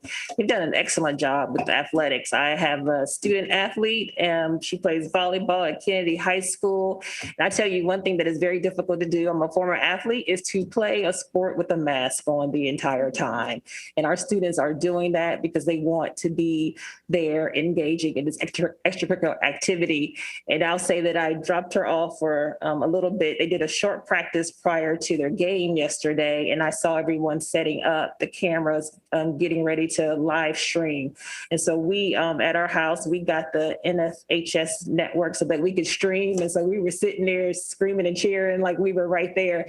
So I appreciate that there was an option for parents so that we could continue to stay safe as we wait on the waiver that you submitted. So just wanted to thank you and all of our athletic directors, as well as the coaches, for supporting our students during this time that's a little bit different. And then I'll go to the AP. I have an AP question about the exams. And I'll just let Ms. Harris know. So I have a freshman taking AP Gov, and her teacher, Ms. Parks at Kennedy. I get those parent email alerts. I sign up to do that. So I can see where she's offering opportunities for the students on days off from school, on asynchronous days, to come and do some work around the exams to get them prepared. So I do know that having access to Parent View is really helpful. And so when I think, because my kids are not perfect, I want everybody to know that they don't often read emails. When I get the alert, I forward it on to say, did you see this? Don't tell me you missed it. But I do see where there's opportunities for our students to get extra support. So I don't know what everybody's doing at every school, but that keeps me up to breast. But I have a question. So we do know that all of our kids have access to a Chromebook because we've given that out, and some have opted to use their own technology. What is the plan in the event that a child signs on to do the AP exam and for whatever reason, there's no connection, they can't get through? Because we do that all the time. We come onto a board meeting and for whatever reason, something is going on, we can't log in. So is there, have we thought about how we'll be able to support students that for some reason somebody says, I tried and I couldn't get on? I know we have extra days that are set up, like May 18th to the 28th, but will we allow students to be able to pick another day? Or not, I shouldn't say will we, but will College Board be okay with kids for some reason just can't access their technology because of something that's going on in the area or with internet service in their house? How will we work with that? Mr. Murphy, has College Board given us the plan yet for connectivity problems? Yes, there's a fallback. There's actually additional dates that weren't on the slide for any kinds of issues like that with the technology. There was some of that last year. One of the reasons why in April, we're going to be pushing out that application so that it can be tested a lot beforehand. But should there be any unforeseen interruption, internet goes down, it crashes, there will always be a fallback option, whether it is in those 2 additional testing windows or what is essentially some makeup time in June. Okay, I didn't know if those dates were just for all of our students to be able to get through, or if they were built in to be able to help support in the event of some kind of, something that happens that they can't predict. So thank you. So in the chat. That's it for me. Thank you. Great job on the summer school stuff. I'm really pleased to see that they're going to be so much offered this summer. Dr. Smith, or I should say, you have on here recommending that MCPS move to Plan B I don't think that requires a vote of any kind. That was just for our information. No, it does not. That's just where we're headed, is for Plan B, and to notify our community and give the board a chance to hear it before we put it out. So I think we're in good shape. Could you just remind the public what Plan B is? Plan B is an outdoor graduation at the local high school or at another location if there are barriers to the use of the local high school, like the size of the stadium or some other barrier that is insurmountable. Thank you. Did I say that well, Mr. Koutsas? Did I do okay? Absolutely perfect, Dr. Smith. All right, do you all want to continue? And I thought that this was next. The calendar is our next item, and we are ready to move to the calendar item now. And obviously, it's of great interest to everyone, so I will pass it off to Ms. McGuire without further ado. Thank you very much. And I will also work to be expeditious in this presentation. If we can go ahead to the slides, that would be helpful. We are bringing before the board today the traditional and innovative school year calendars for the upcoming school year, which will be the 2021-2022 school year. We can go ahead to the next slide, please. We have had a little bit of a condensed process this year, but we have followed on all of the key touch points of our process. This slide describes the feedback process, but we did actually begin also in the fall with the Policy Management Committee, reviewing the parameters of the calendar and acknowledging at that time that due to the ongoing uncertainties and challenges that we were facing, it really made sense to defer the final adoption of the calendar, and that's why we're here with you today. In the intervening months, we did, of course, work through a number of stakeholder processes with our internal staff stakeholders, who we appreciate bringing together their lenses on what needs to comprise a functional calendar.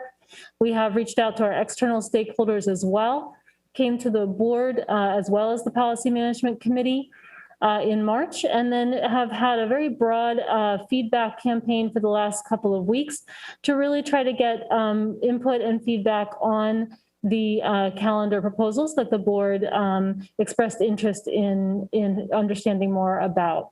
And so again, we are here today for action on a recommended calendar scenario. If we can go to the next slide, please. We did receive over 7,500 responses online, and of course also received other feedback through, again, through meetings, through correspondence, and other feedback as well. These numbers represent the online survey. And overall, there was a preference for a little bit earlier start, that August 30th date. Now, certainly that's not a universal view. As you can see, nearly a quarter of folks online did prefer the later start. But I think that many were swayed by the fact that if we start that much later in September, we do, of course, have to go that much later in June. And that also presents challenges, of course. So overall, the feedback did lean towards an August 30th start. We can go ahead to the next slide, please. Just to highlight some of the other feedback pieces we did hear, certainly many concerns, and I know the board and others are aware of the concerns that are that one of the scenarios did potentially have a start date on the second date of Rosh Hashanah. And certainly we understand that concern for our community. Again, some of the interest in an earlier start date for August 30th. There is certainly a benefit for students in terms of those spring exams, get a little bit of extra time in the fall ahead of those exams for instruction. Certainly, again, folks also expressed some of those issues that parents can have and some of the gaps at the end of the summer when camps close before schools open. And certainly the later we are into September, a lot of the students who work at those camps have gone back to their schools and other locations. And again, just some interest in minimizing the disruption of school that continues due to the pandemic.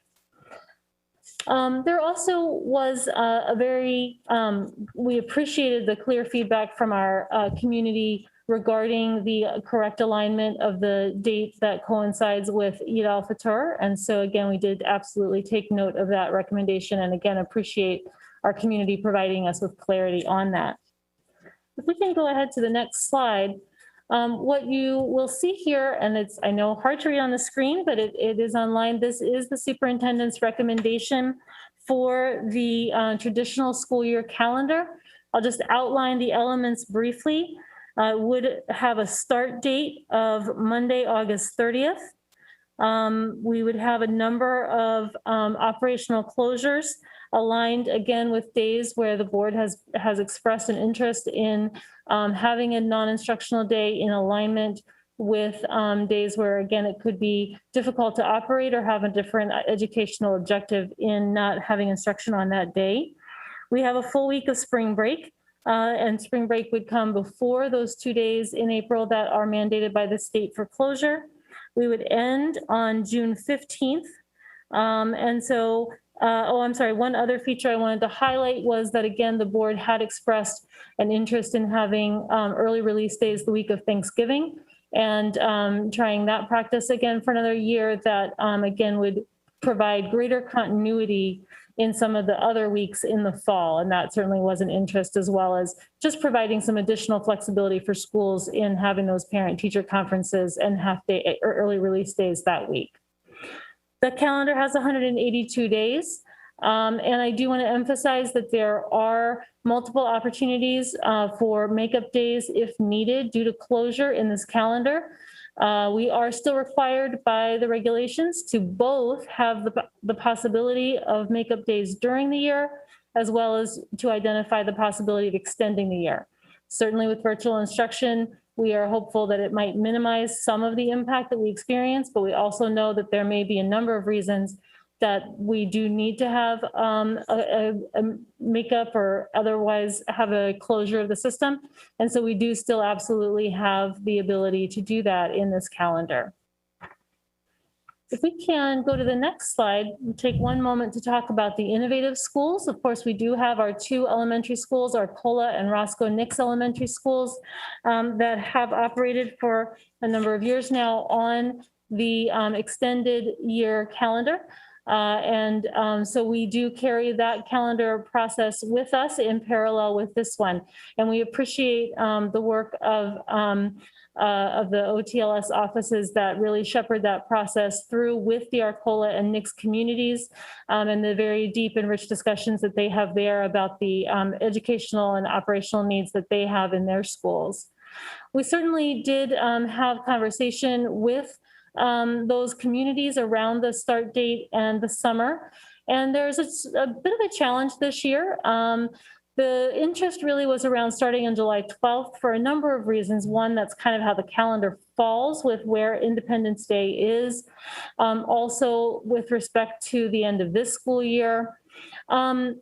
There was in most years, well, in the years that we've had this the last couple of summers, we have been able to achieve a 2-week break between the summer and the start of the traditional school year. Of course, the traditional, our practice has been for the two systems, the traditional and innovative calendar, to align together for the body of the school year.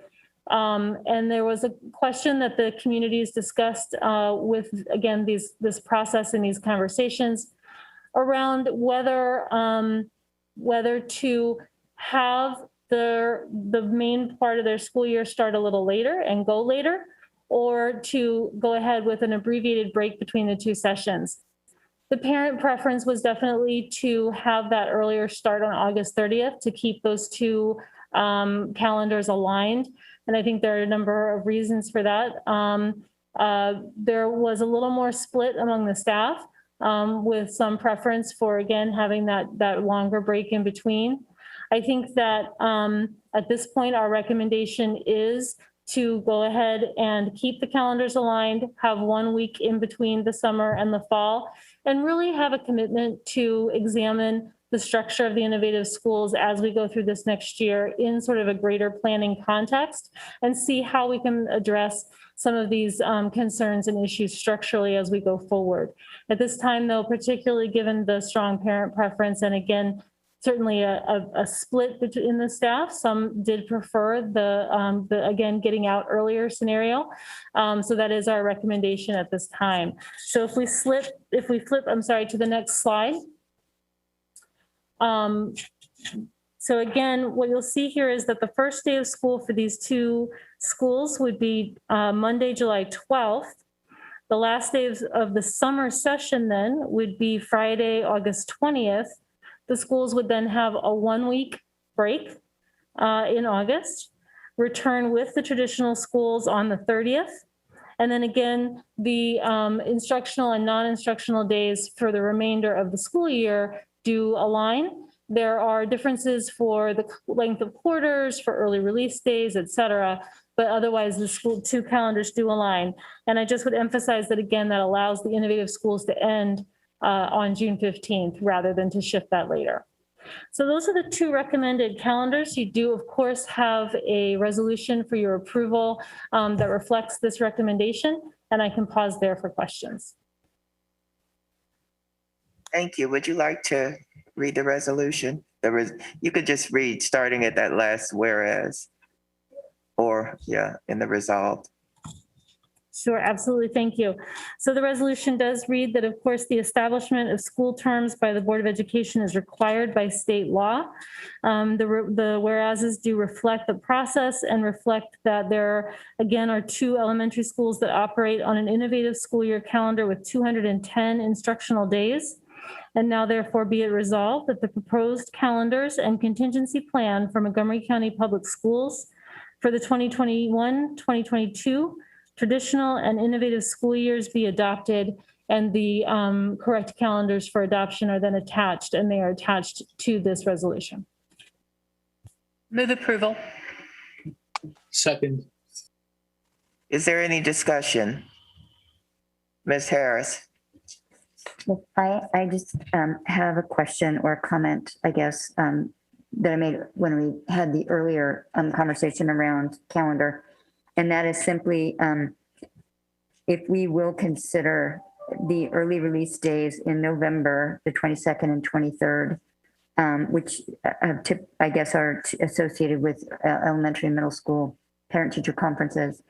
If we would consider, as we did for many years, having those full instructional days at the high school level. And again, just as throwing this as a bone to my fellow CTE instructors who teach triple period classes. And if you have half of your class or half of your students missing the equivalent of 6 instructional days or 6 instructional periods, because of those early release days, it really makes it difficult to keep your AM and your PM classes moving in sync when you have to get them all to the same finish line at the same time. That's just a comment. And so I think one approach to that certainly, and I could defer to my instructional colleagues, but one approach, and I know we've had conversations just around the scheduling, and that secondary schools can certainly, when they have multiple early release days like that, make adjustments or scheduling that might be necessary for their calendars, and that typically we, again, can exercise that as a practice to address similar kinds of concerns. Thank you. Are there any other questions? Ms. O'Neill? Just wanted to point out, because it doesn't say in that last resolved, and you need to look at the actual calendars, but to be clear, we're starting August 30. And, I note that Fairfax County decided not to include in their calendar adoption this year some days of observance as school closures or professional days. And I want to call out that, we have closed on Rosh Hashanah and Yom Kippur since the 1970s. And we have made professional days that coincide with Diwali, Eid, and Lunar New Year. And, so that is included in the parameters. There are days that are mandated, obviously, by state law. Good Friday and Easter Monday are called out in state law specifically as, December 24th through January 1 is the school closure. So to be clear, we're starting August 30. Thank you, Ms. O'Neill. Are there any other comments or questions? All right, we have a motion on the floor. All in favor, raise your hand. And that is unanimous. Thank you. Okay, we're now up to item 9, board policy. Ms. O'Neill? Yes, back in November, the board took tentative action on November 10th on policy IQD, academic eligibility for extracurricular activities, which is the new title of the policy. It went out on November 12th for public comment. It came back to the Policy Management Committee in February, and you have the recommended draft for final action today, and you also have received the public comments. So I'm going to just read the resolved, and it doesn't require a second. And we have Ms. Williams, Dr. Sullivan, and Dr. Goodwin available to answer any questions you may have. Resolved that the Board of Education adopt policy IQD, academic eligibility for extracurricular activities, as updated in the attached committee recommended draft. Thank you. Are there any questions or comments? Go ahead, Ms. Silvestri. Could you folks remind the public why some eligibility requirements were maintained? I believe that it's tied to collegiate athletics, but if you could explain that, I think that would be worthwhile. Dr. Sullivan? Dr. Sullivan? Sure. It is tied to collegiate athletics in a way. We want to make sure we're preparing student athletes for participating at the college level. Also, there is a MPSSA COMAR regulation that requires each school system to establish standards of participation, which assure that students involved in interscholastic athletics are making satisfactory progress toward graduation. So we do have to have, per that COMAR regulation, an academic eligibility policy to provide a consistency in terms of eligibility standards across the state. So it's a twofold requirement there, Ms. Silvestri. Ms. Harris. Yeah, I would just ask along Ms. Silvestri's comment. For the uninitiated, could you just give a very brief summary of what the changes being recommended are for people who have not been paying attention to this issue? Sure. I think the eligibility standards for the extracurricular activities have been removed, the non-athletic extracurricular activities. And then for athletics, we're maintaining the standards. However, we're providing an opportunity in the first year for students to participate and to get their foot in the door. And this is a big piece from the equity and access lens. And I think we're allowing our coaches and our athletic department personnel to invest in all students across the fall, winter, and spring seasons. And I think that's a key piece. So we're opening the access, but still maintaining the standards of eligibility. And that's going to allow our coaches to provide an investment in our student athletes. And Dr. Goodwin, who's with us tonight, in his report that he did, talked about the importance of that staff member providing that connection with the student. And we want to allow that opportunity to occur for all of our students and still maintain the standards. And then we'll support them on their way, especially those who are participating at the college level as well. Ms. O'Neill.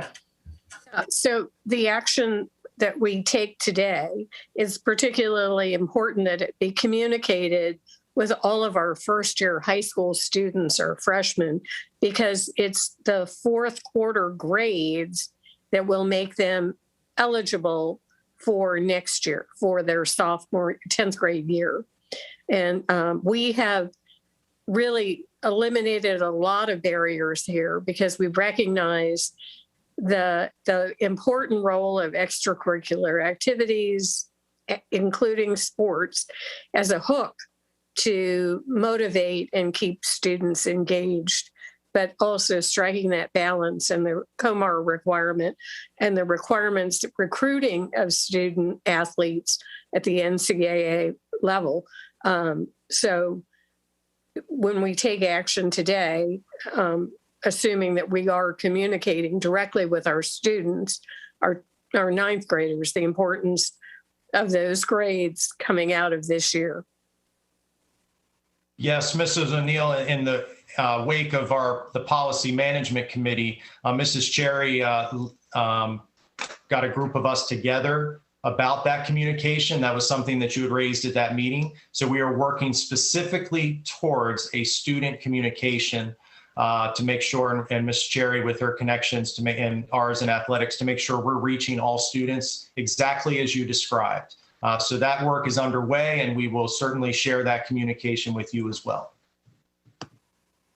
Okay, we had some comments regarding ninth grade and the students being eligible in the 10th grade. So you're really, the comment was, why aren't we starting second semester ninth grade instead of 10th grade? Can you speak to that?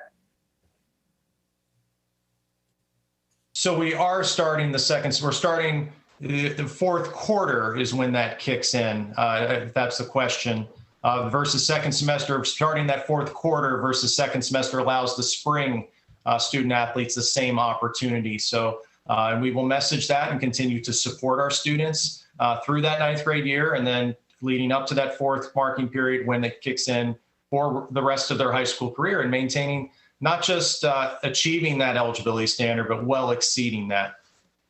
Yeah, if you had it end at the end of the first semester, you would make some kid, possibly make some kids academically ineligible for part of the winter sports season. And then for the spring sports season, the idea is really to get kids in their first year, full year of high school, engaged in activities. Thank you. Are there any other questions before we take a vote? All right, all in favor? Raise your hand. And that is unanimous. Thank you. I have a question. It's not a question, and it's not in reference to this. I had wanted to say it in the beginning of the meeting, but we got started on public comments so quickly that I didn't get to.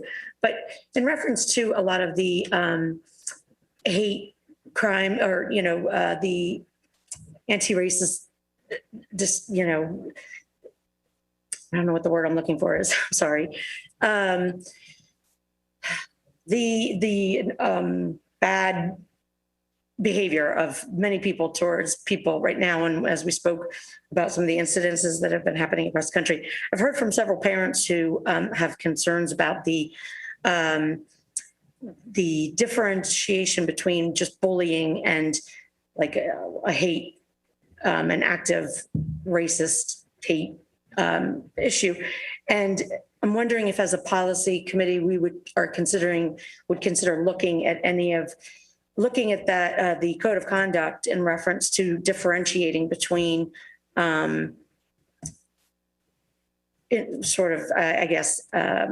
accelerating the level of issue for something that's, so I've heard from several parents who have students that are being very harassed. And so they're not sure if it constitutes as just bullying, but it's pure harassment, and they don't feel like just saying, you shouldn't do that is enough.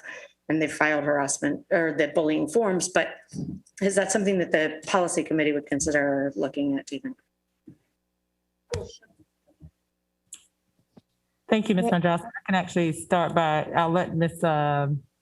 Williams addressed the policy committee piece, but I did want to say right before COVID-19, we actually were addressing the hate bias issues within our schools. And actually at that point, we're working to distinguish, what we're defining as a hate crime versus a bias or racist incident.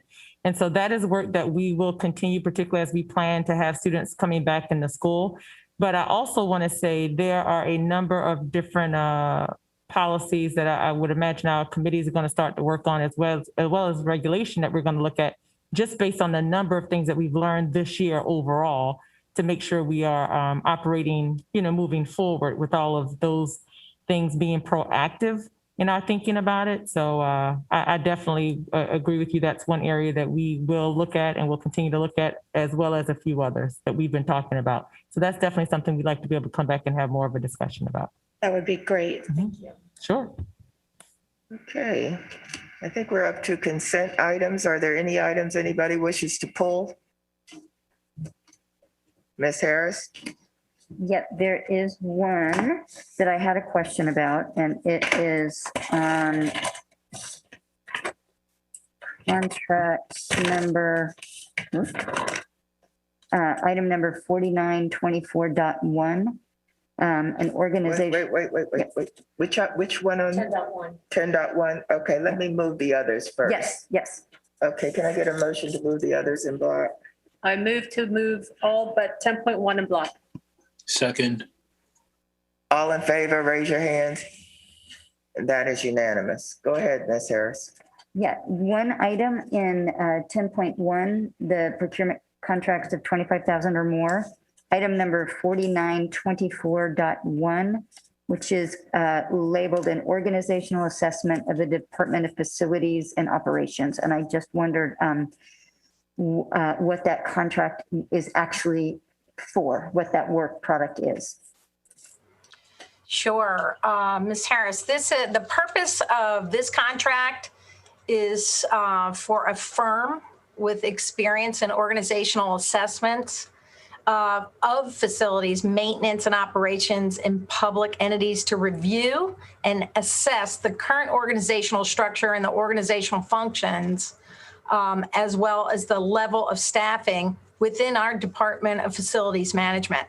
So the firm is going to produce a final report once it does an assessment that will make recommendations to enhance the organizational operations for current and future needs. And this is something that was requested by Facilities Management. And I just could add on to that as well. This relates to a lot of our work around the reorganization in facilities management, but also really wanting to look at some of our positions that relate to skilled labor, wanting to be sure that individuals have, that the positions really reflect the work that we need to do now, and wanting to be sure that individuals who are in these positions have career paths to be able to progress and move through skills in the department. So this will be a way to see that we are able to align some of those efforts with the private sector as well, so that we can have a good, just be able to sort of have the workforce be more aligned with some of the trades and skills that we need in today's environment. Thank you. Okay, can I get a motion to move item 10.1? Move 10.1. Second. All in favor, raise your hands. That is unanimous. Thank you. Item number 11, can I get a motion to move 11.1 and 11.2 in block? I move to move 11.1 and 11.2 in block. Second. All in favor, raise your hands. That is unanimous. We're up to item 11.3. Are you speaking on that, Mr. Asante, or do we? Yes, sure. So originally the board had voted to host or to have the small election held on Wednesday, April 21st. But after the special elections committee for MCR had the chance to reflect on last year's election, they thought it'd be more equitable and it would be more advantageous for us to move that election to Thursday, April 22nd and Friday, April 23rd, to both give students 2 days a chance to vote and also emulate the traditional experience of voting during the school day. And so I'd like to move the resolution, and so therefore it be resolved that the Montgomery County Board of Education approve the updated calendar of major events for the election of the 44th student member of the Board of Education as proposed by the Montgomery County region of the Maryland Association of Student Councils. Second. Are there any questions? All in favor, raise your hands. And that is unanimous. Thank you. Is there any new business? Does anybody have any new business? Okay, no new business. Item number 12 is for information only. We have come to the point in time where we're ready to adjourn. Can I get a motion to adjourn? I move to adjourn. Second. All in favor, raise your hand. And that is unanimous. Thank you, everyone.